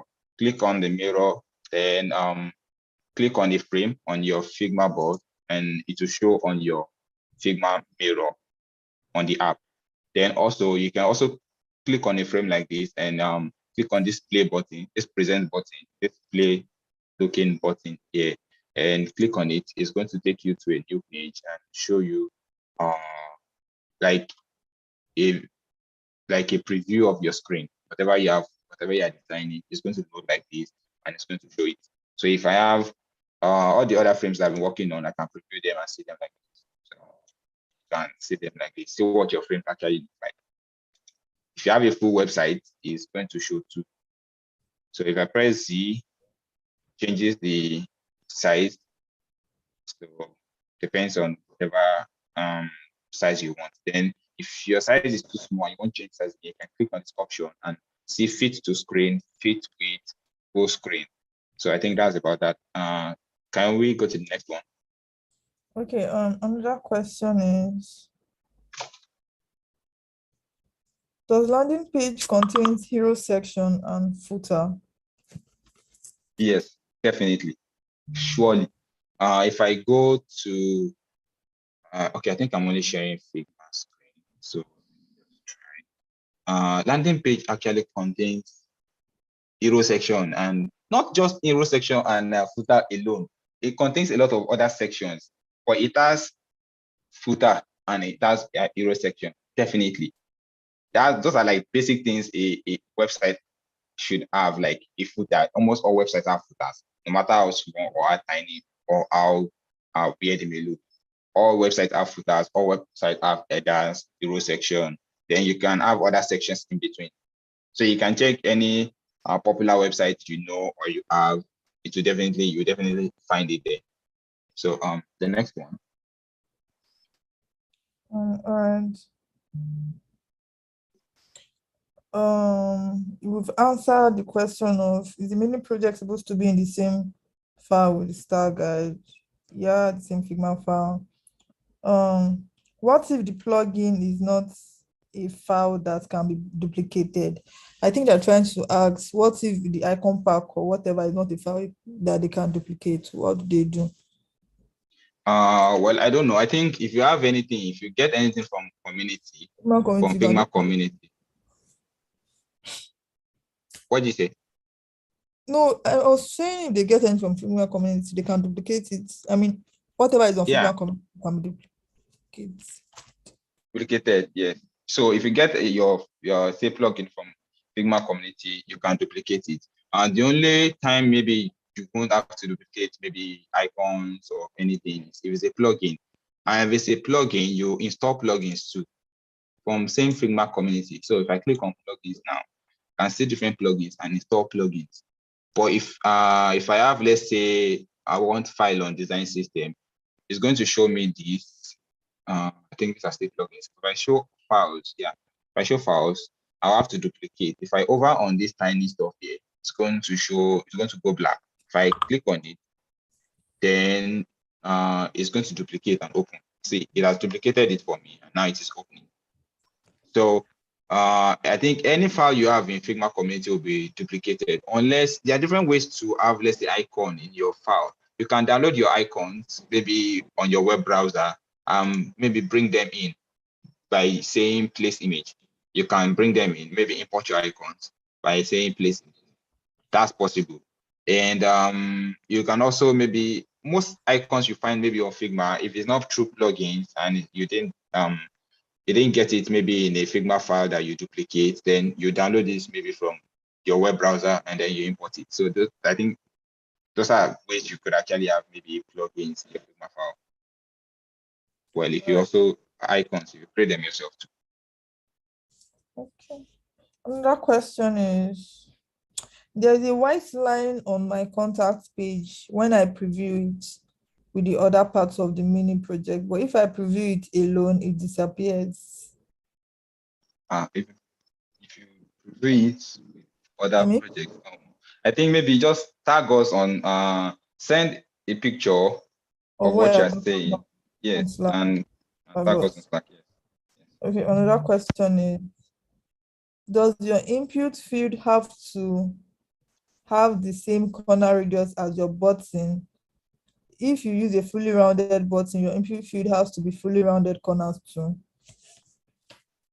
Well, I feel it depends on, that's why, well, companies grow by with time. Some companies use maybe rounded corner buttons, rounded corner forms, everything rounded corner. If you look at their element, their cards, they have rounded corner, like a lot of rounded corners. That's their style. And some companies could actually have it as boxes. So it doesn't mean maybe because your form, your input form is box, then your button can't be rounded corners. It can be, depends on you. But so things have to be uniform. So companies that maybe use rounded corners have found out that rounded corner buttons go well with rounded corner forms. So they use rounded corner buttons and rounded corner forms. So you just have to use, that's why it's a style. Things have to go well, things have to be orderly. You don't want things to look different. No, Udrak was saying that if you have a form and your form is, let's say, something like this. Sorry, just create a text and say something like this. Okay, so if this is your form, this is the form, and it has a button next to it. It has a button next to it.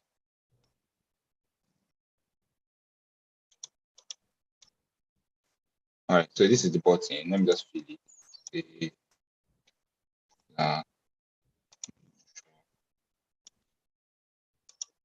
All right, so this is the form, right? If you now, everything is boxed, right? Then if you have something like this, say this one has rounded corners. Let me give it space so you see very well. All right, so this one has rounded corners, and the button is boxed. Just look at it and tell for yourself which one looks better.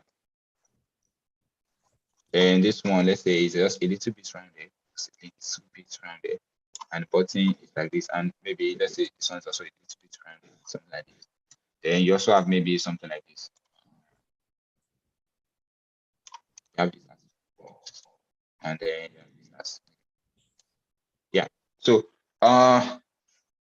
just you yourself, you should be able to tell, okay, which one looks better out of all of them? Like which one looks much appealing? Which one is better? Just decide, look at it and decide. So things have to match, things have to look uniform, things have to look good together. If they don't look together, then you have to watch out for it. But as a designer, you have to, as much as you care about functionality, you have to care about how things also, how people perceive your design. So some people will say design and say, oh, this design looks like as if they will be shouting on me if they are really talking to me directly. And some you look at it and you feel like, oh, this is very well for me, very calming, very soothing. Yeah, so that also matters. So just decide. Next question. Well, next question is, when I pick a site for my landing page, how do I replicate it? Like, do I look at it and try to recreate everything, or just copy it, paste it, and edit it with my style guide? I don't want to laugh, but then I feel it's not, I won't advise it. It's not advisable. Or what do you think? It's not advisable, but you are just starting. I feel like you can try it out. But then I feel you should be able to, you're a designer, you're studying to become a designer. So you should be able to do things by your own, let's say, your own instincts, like think creatively, adjust things. Just don't have to copy it word for word, frame for frame. This is exactly how they did it. I want to do it exactly the same way. You can do it for practice, but you are learning here. So I feel you should put more effort into it. Give us something original. What do you think? Okay, so what I think is, because they are beginners, you can replicate sites, but I'll advise you, do not copy everything word to word. For example, if you're copying like Revolut sites, fine. What I do is, if I want to duplicate a site or like copy something that's closely related, I take a full screenshot of the page of the site, take it to my Figma board. While I'm designing, if their hero page have a picture, I'll replace mine with an illustration or like a video. Then whatever, obviously I will not use their color, but I'll use something related. If they just have like 3 main color, like 1 deep and 2 light, I'll also have 1 deep and 2 light, but I will not use that color. I mean, do something different that you see, you'll be like, oh, even if I replicated these people's site, I copied their design, but look at how very good my own design turned out to be. Do you understand? You don't have to copy word for word, but you can also use theirs like as an inspiration or like example while you are designing. So that question is that, and the next question is, should I use white as text in the mini projects? White as your text. How do you want to see it, please? Olori, what do you think? If your background is dark, maybe let's say something that is like this dark, say this dark, you can use white. But white doesn't go on black. Maybe like something like this, you can use white. But I would not advise you to use pure white. I would advise you to use something like gray. If you have a maybe purple too, maybe a very dark purple too, well, you can use it on dark colors. If you have a place where you have a dark color in your design, fine. But if you have a background that is white like this and you want to use it, I don't know how we'll see it. Yeah. So another question is, please, after using the styler for my text, it's no longer showing on the page, but it's still showing at the right corner. What can I do to start seeing it? It's no longer showing at, no, styler is for styling. When you are done, for me, when you are done, I mean, checking the perfect size you need using your styler, adjusting the size you need using your styler, then you move your styler from your design. Do you understand that? I mean, why do you want to? You're having a design, you're having box everywhere in your design. So just bring your styler, use it to check for spacing. When you are done, you remove it and continue your design. Your styler just used for spacing. Like, what do you think? I think the person might also be talking about the styler icon, I mean styler plugin rather. So I think maybe they are saying if they create a style, a font style. What was I saying? I thought it was so sorry. God. I think this is what the person is saying. If you create a style, maybe from this, what I call it now, form, this is form, everything. If I create a style, let's say, Udrak said you can also create style like this, click on plus, say, body text. There's it now, text. I say, what's my fault? Enter, body text. All right, so I can say create style. So when I create style, it's not supposed to disappear. If it's disappearing, then something is wrong somewhere. Like something is really wrong somewhere. I don't know. Maybe you mistakenly deleted it, maybe by mistake or something happened. Because I don't know why that would happen. Because if you click away, yes, you would see it here. You will see it on the right side, like this. Definitely, you will see it on the right side. But I don't know why it is disappearing. Or maybe you change the color. Maybe you change the color to maybe something like white. Then you can't find it anymore. If that is the case, just check your layers panel. Check it through your layers panel and look for them. I know their name now. Maybe it is H1, H2. This one I know it is form. Definitely to show form here. Unless I change the name here. If I change the name here to body text, it changes to body text. So you are the one that named it. You know what it's called. So just look for it on your layers panel. If you don't see it on your layers panel, then maybe it has been deleted from your file. So maybe you will try to go to this part. You stop clicking everything on your screen. You will not click anything. Like you can even zoom out to an empty space, then click there. Then you go to this place, click on this place, say show version history. It's going to show you your version history since when you started designing. So you can click on them one by one. It's going to reload. Then you'll be able to see maybe it's there, it's not there, it's there, it's not there. But if you have gone far, you have done a lot of designs, I won't advise you to do that again. Maybe just look for it on your layers panel. If you can't find it and you can find it on the right side, I think maybe just replicate it. That's the only thing I think you can do. You can just replicate it. All right, time is going. So we have to be as quick as possible. Another question is, what's the advisable border radius for buttons? There's no advisable. Okay, let's say advisable. Advisable border radius. I would advise you that if you want to use, if you want a, let me just do this. So if your button is something like this, let me just write button. Also think something else. All right. So if your button is like this, you can use this maybe kind of radius, like something like all circle like this, or you can use some people use maybe full box 0, 0, 0 for the corner radius. Then some people can use something like for me, I use based on my grid system or whatever I'm using, like my grid, my spacing. Most importantly, my spacing. If my spacing is on the count of 8, maybe I use 8, 16, 24, 32, then I use that. I use maybe 8 or 16 or 24, depends on whatever I'm working with. But then if you're only based on 10, you can use 5, you can use 10. Some people use 4, some people use 2, depends. So advisable, I would say between the range of 4 to, this is 4, then between the range of 4 to maybe 8, that's 8. Some people use 6 too. Then maybe if you want to go wild, 16. Now depends on how big your button is, because the longer your button is, the way it will change based on that. I don't think anybody will have a button as big as this, but then like the taller your button is, the more the radius will change. So, but then I would just say between the range of 4 to 10. Or Udra, what do you think?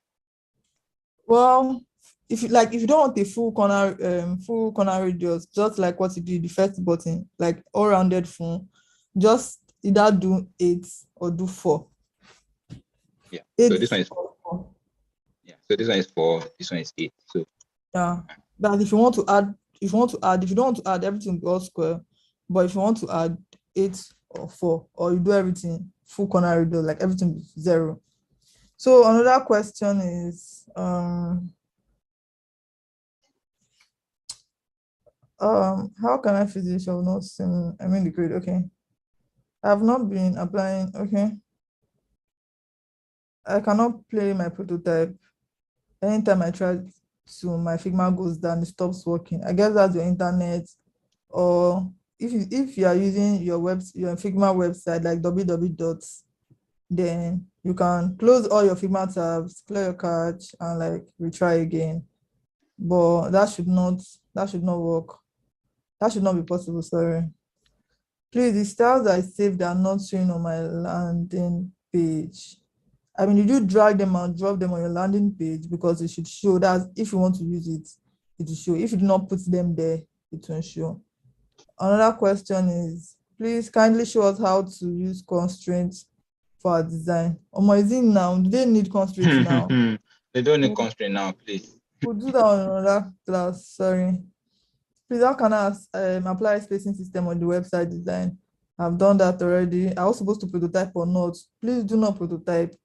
How do one undo variants on an object to avoid dotted lines from showing? Okay, so I guess what you're trying to say is that dotted lines is showing in your design. So if you are designing a landing page, are able to do a variant on that same landing page, and you did a component and variant on that same landing page to bring the dotted lines. So you have to take the whole component, like the group, the dotted line stuff, move them from that page. When you move them from that page, then you can now bring the instance. The instance would show dotted line. It's showing dotted line because it's a component. And obviously, you don't want to put the main component in your own landing page or your main design. The component should be outside, that it should be on your style guide. So that's that for that. Another question is, I tried the rectangle method you suggested to let my grid show, but it's not showing. It is not showing because the only reason why your triangle will not show is because your triangle is not inside the frame. Like I said, if you want to do anything inside your frame, click your frame first, then go into your rectangle and start drawing rectangle inside your frame. If you not click your frame and you draw a rectangle outside, it might not show. So that rectangle that is not showing is at the back of your frame. So you have to either delete it and do it again. I mean, just the frame, not your grid. Another one is that I just wanted to show it. So if you have rectangle, if it's inside your frame, it's inside your frame. You can see this is desktop 4. If I click and open desktop 4, you will see rectangle inside. Rectangle 4 is inside. It is inside. So if I click the two of them are selected. Or if it is outside, then it is outside. So if you are prototyping this to not show, even if I drag this, let's say I drag this and this is coming inside. If this comes in like this, doesn't mean that it's still inside. It is outside. See, in my layer span, it's outside, but then maybe my frame is looking like it is inside. And if I drag this anywhere, it won't come inside. So until I drag it out and you drag it back in, or if you can do it this way and drag it inside this, like you drag it inside through the layers panel, but then it will not show again. So you can now maybe move it in anyone. All right. Okay, another question is that I can't seem to share my link for the style guide. It has been loading for ages. Link for style guide. How did you copy your link and share? That it did not open. Well, if that's so, I guess it's your internet. Close all tabs, clear your card, and try again later. Please, I have a problem with my color styling. As my color shades were not saved after using this. After using the styler plugin, your color is not for styler plugin is not for color. Styler plugin is for typography, to save your text, your typography. That's the header 1 to whatever you want to give it. But your color, the plugin that is used for your color is sorry, Loy. Yeah. What plugin can they use to save color? No, they can use styler too. So what they need to do is, if they generate a color with let's say styler now, I said with styler with tint and shades. So what you do is, after generating all the color, I think I'm just generate my color. This is the shades for the purple. I'm just going to select it here. Okay, so this is it. This is what I'm working with. So one thing to know is, if you use tint and shade, it will have about 11 colors. The primary color is always duplicated. So what I advise is, you can do, if you can't do this, let me just show you the 2 ways. Count from these 1, 2, 3, 4, 5, 6. The 6th one, click on it, drag it away. There's another one underneath. So you can delete this one, then select everything. You can rename it like inside the tutorial. After renaming it and your naming it is good, fine. Then you now do your styler and say generate style. What just happened? Control Z. Oh, okay. Everything is rectangle. Let me just rename it first. Say Control R. Let me just make it count. 1, 2, 3. Say purple. Here, purple space. Say 10. Okay, so I've renamed everything now. Then if I run styler now, say generate styles, it generates all the styles. I created 11. It has generated all the styles. So I can see all the styles here, purple 10 to purple 110. But then if that is maybe you didn't get that, you've already maybe put auto layout on your say tint and shades already. If there's auto layout on your tint and shades, something like this. What you need to do is click on enter, select everything. You will see it here. It will show blue. Select blue selection on everything. So everything is selected. Then you now run your styler and say generate style. If you don't do that and you just click on the frame once and then you run styler, it's not going to work. They would not support MTL. It's not going to work. So you have to click on enter, or you can select one by one. Just select everything. Make sure everything is selected. Then you run your styler, and then it will work fine. All right, so that has been answered. Sorry, I've not used styler before, so I don't really have much to say about that. Another question is, I'm sorry. Does anybody have a question on Zoom call? Because I'm not seeing any hand raised. Anybody with a question, Zoom? Anybody with a question? All right, then let's continue from YouTube. How do I copy my mini project link? Okay, so you can do share and copy link. Make sure anyone with the link can view. Make sure it is selected. Don't put it in. Okay, I think that's default here. Anyone with the link can view. Then you copy the link. Or if you have it in pages, if there's a new page, you can just right click on the page and say copy link to page. Then you copy the link. Then you go and paste it wherever you want to paste it. All right, please don't forget to send the link to your friends to view. Are we previewing to send a prototype link, or we are just to check if it works? Please, you are not to send prototype. Well, you can send prototype link, but it's not really advisable because you might do mistake and you end up telling us that it was all the designs there and we are just seeing 2 or 1. So please do not send prototype link. That's if you have not sent. But if you feel you can work on it, then you can send it. Another one is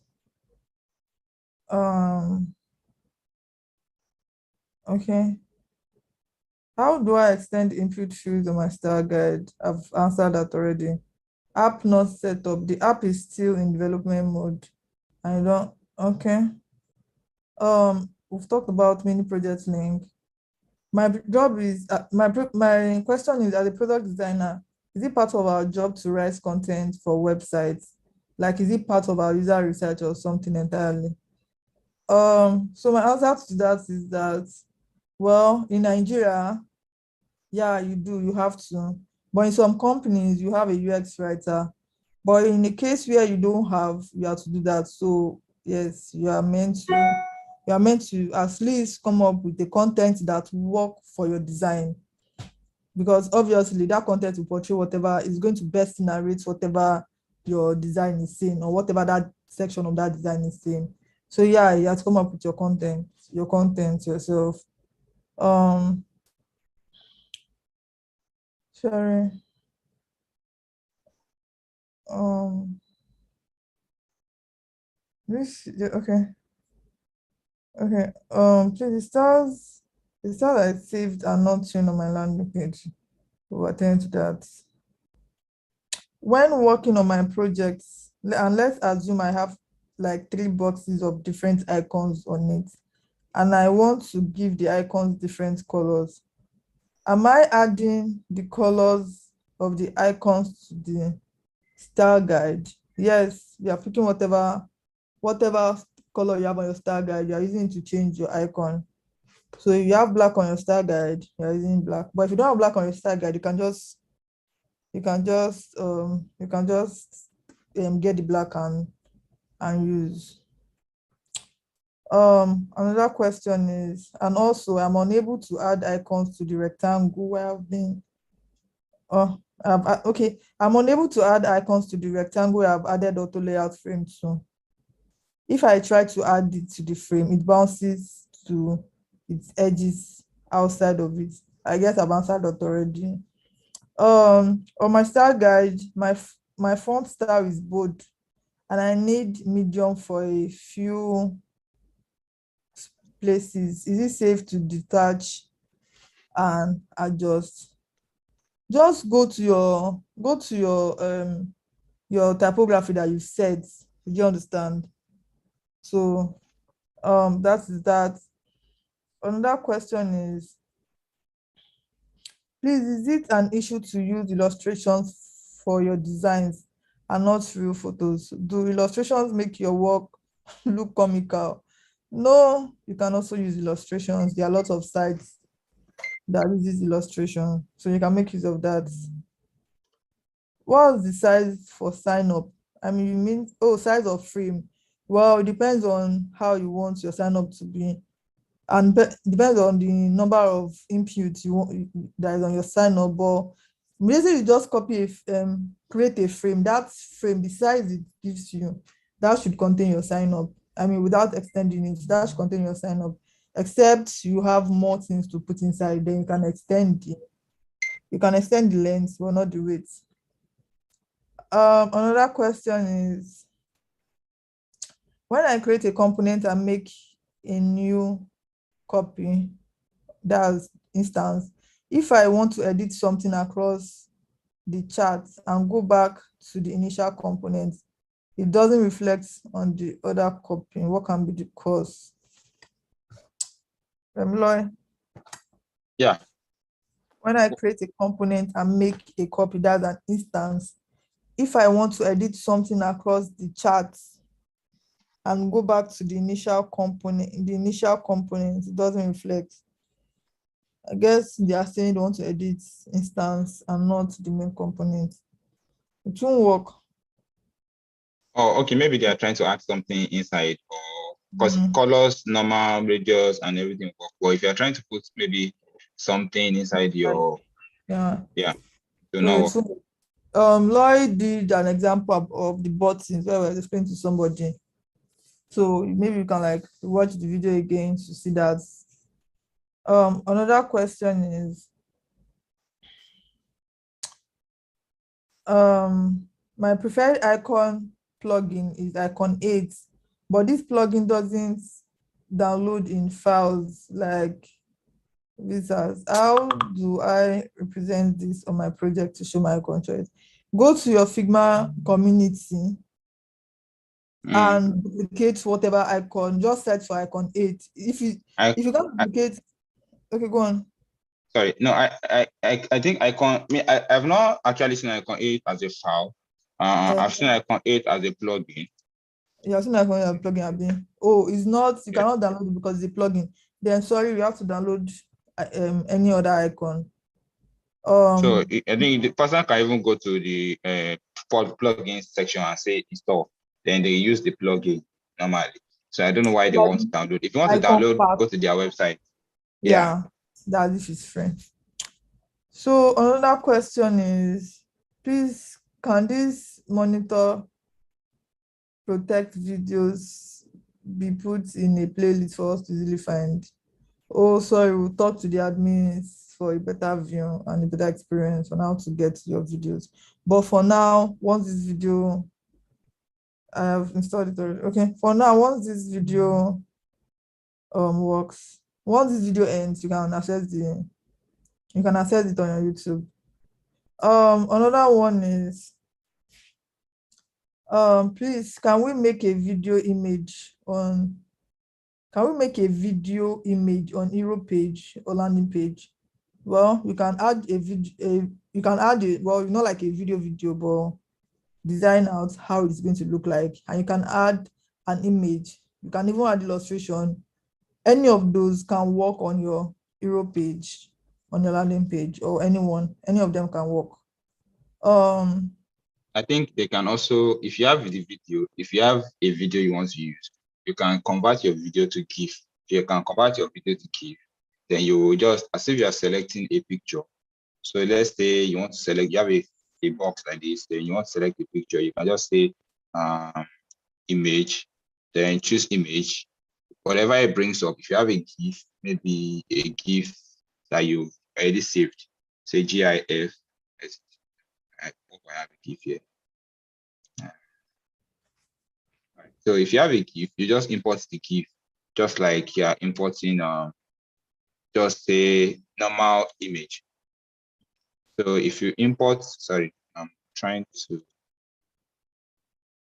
show it. So I have maybe some GIFs here.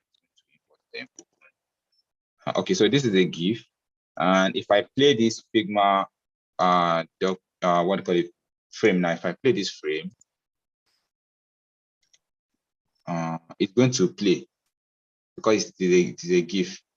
So if your video is like this, if you convert your video into a GIF, then your video will definitely play when you type it. So I think that's the only way you can make a video into Figma or something like that. Yeah. So that's that. Another question is, I use Iconify plugin for my design. How do I copy that on my design system? Anyway, get an icon path to your style guide. I saw people asking about layout grid showing or not in the final work. How do we let it show? We've answered that. Please, can I submit a separate link for each task? Yes, you can, but another question I'll be asking is, if your style guide is in Figma design file A and your mini project is in Figma design file B, how do you want to use your style guide? I mean, that means you have to go to another file, copy whatever you want to do, come back here, you go back again, copy what you want to do. I mean, is it not stressful? So another one is, it's better for everything to just be on the same Figma file but different pages. Number 1 page can be style guide, then number 2 page can be mini projects. I guess that's fine, so you don't stress yourself. But if you feel you can work anyhow, in as much as you for whatever design you're doing, you're making use of your style guide, and that's fine. You can go ahead to do it. For the button, is there a preferred size for padding for button? Well, for button, it depends on the button size that you're talking about. Do you understand? But for the main button size, like the main one you're seeing, not the smallest one and all of that. Lloyd, do you have like a preferred padding?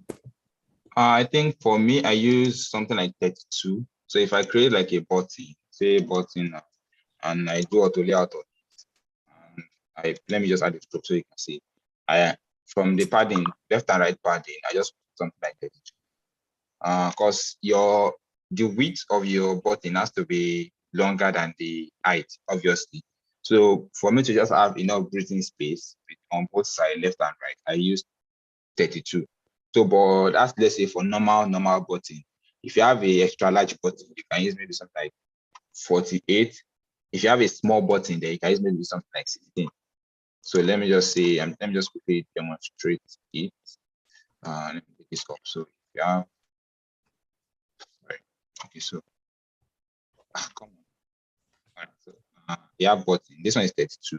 Then the next one will be 64. 64. Yeah, but it looks long, so I can also make it taller by making this maybe something like 12. Yeah, so let's say that's my large button. If I may want to make maybe the smallest one, I'm going to make it something like 16. 16. Then make the height maybe something like 16. Something like that. So 64, let me just put it beside so if somebody else is watching, say right.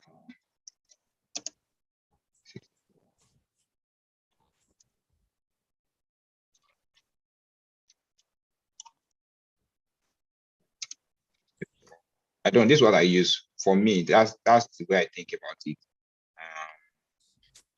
Anybody else home could be different. I think it depends on you, where you work, how people see things. It could be different from places to places. But I preferred one. These are just about it. All right. So all right. Somebody asked in the chat, that's all the question from YouTube. But somebody asked in the chat that how do you increase the length of your landing page without obstructing the frame size? okay, so if I have my landing page, okay, let's say this is my landing page. Whatever is say there's text.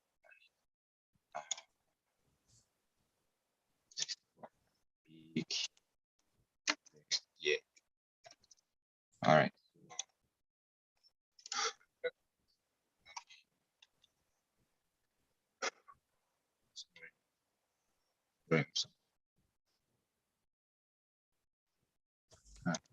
All right, so I have my text here. So then I have, let's say, rectangle here.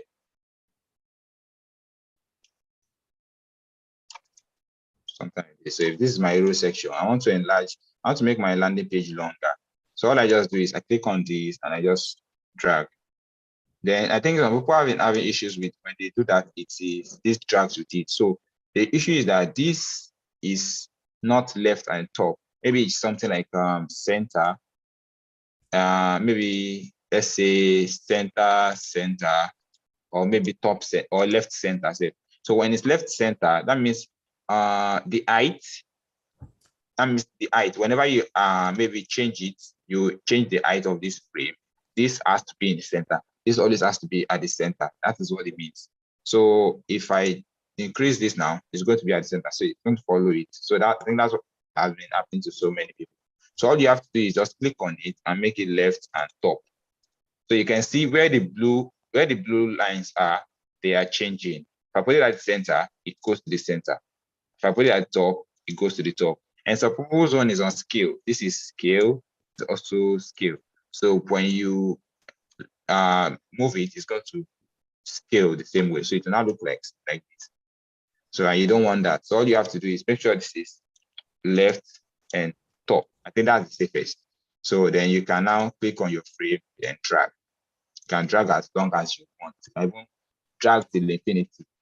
As long as if you can design it, you can keep dragging. All right. Yeah. Also, they can easily just hold down Control key and drag. Yes. And access whatever they want to access. So I think if you have, let's say, left and center, I think if you drag Control, it's supposed to work. Yeah. So if you drag Control, you'll be able to adjust it without having whatever this is. Whatever it is on, even if it's on scale, as long as you press on Control, you should be able to adjust the size of your frame. So just press Control. Yeah. So if you don't press Control and you drag, it's going to change. So just maybe to be on the safer side, just whenever you want to increase the length of your frame, then you click on Control. And don't increase the width. Once you increase the width, you are changing the size entirely. You're changing the frame entirely. It's no more a desktop frame. This is something else. So don't do this. Don't let's say don't change the width essentially. If you want something longer, there are other stuff that are longer here. Say there's iPhone, there's a MacBook 14 is longer, MacBook Pro 16 is even longer. You can use those, change them like that. Or if the let's say recommended one would be desktop, that's what I use. Or if you want something longer, then you can just bring it back MacBook Pro or anyone. But then please don't manually drag like this. All right, does anybody have any question again? Because that's all. I have a question, please. All right, you can ask. Hello, Kisley. Yes, please. On my Figma file, Please, on my Figma file, I have 3 pages. I don't know if that's going to be an issue. The first page is my style guide. The next one is a mini project. Then the third page is like a mood board and some scraps and components that I created while doing the mini project that are not part of my style guide. All right. And I don't want to delete that page. Okay, so you want to know if it will be a problem when you submit. Yes, exactly. Okay, so I think what you should just do is whatever page you are on, whatever page, if you are submitting for style guide, right click on the page, copy link to page just like this, and and go and copy that link, go and paste that link wherever you want to submit. So I'm sure you've named the pages, maybe something like style guide. Yeah. So just whichever one you want to submit. Yeah. And so if you want to submit maybe style guide, right click on it, copy link to page, and go and submit. Then if you want to let's say submit for mini project, right click on your mini project, copy link to page, and go and submit. Or better still, if there are, let's say, many pages, enter that page, click on share, and copy link and go and share. So, or you can just right click on whichever one and copy link to page. Okay. Okay. Thank you. Thank you so much. Yes, that is all. Ujat, is that all? Question. Yeah, from YouTube, that's all. On the call, any other question? Any other question? Please don't forget your deadline is tomorrow and it's going to be extended. Okay, somebody said, I find it really difficult figuring out the appropriate spacing in between elements. I think that's why you have spacers. So just watch the video on spacers again. That's why you have spacers, just to figure out the appropriate spacing between your elements. Try to use spacers. Like this one now, there's space between these two, 152. If my spacer says 64, then I have to just make sure the just put a stroke around it so you can see it. Say stroke. That stroke. So I have to make sure the space in between these two is 144. If I want to change that, and maybe my spacer says 64, I just have to put maybe like production. If your spacer is 64, just 64. This is my spacer, right? This is what my spacer looks like. So I drop my spacer to fit here. Then I make sure I just drag this. Make sure I drag this to reach to. So the space between these two elements now is 64 based on, because I have a spacer I use. So that's just to figure out your appropriate space between your elements. So I guess that.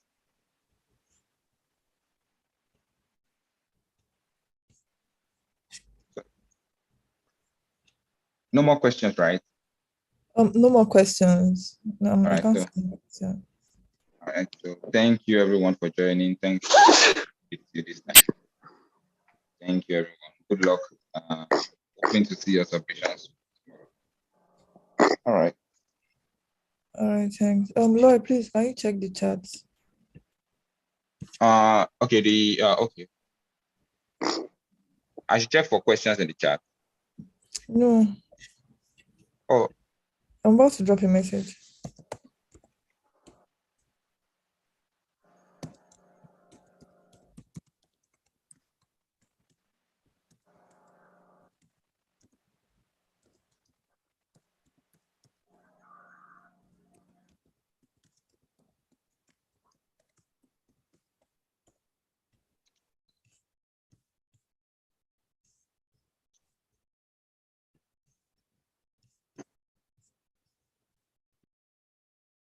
All right.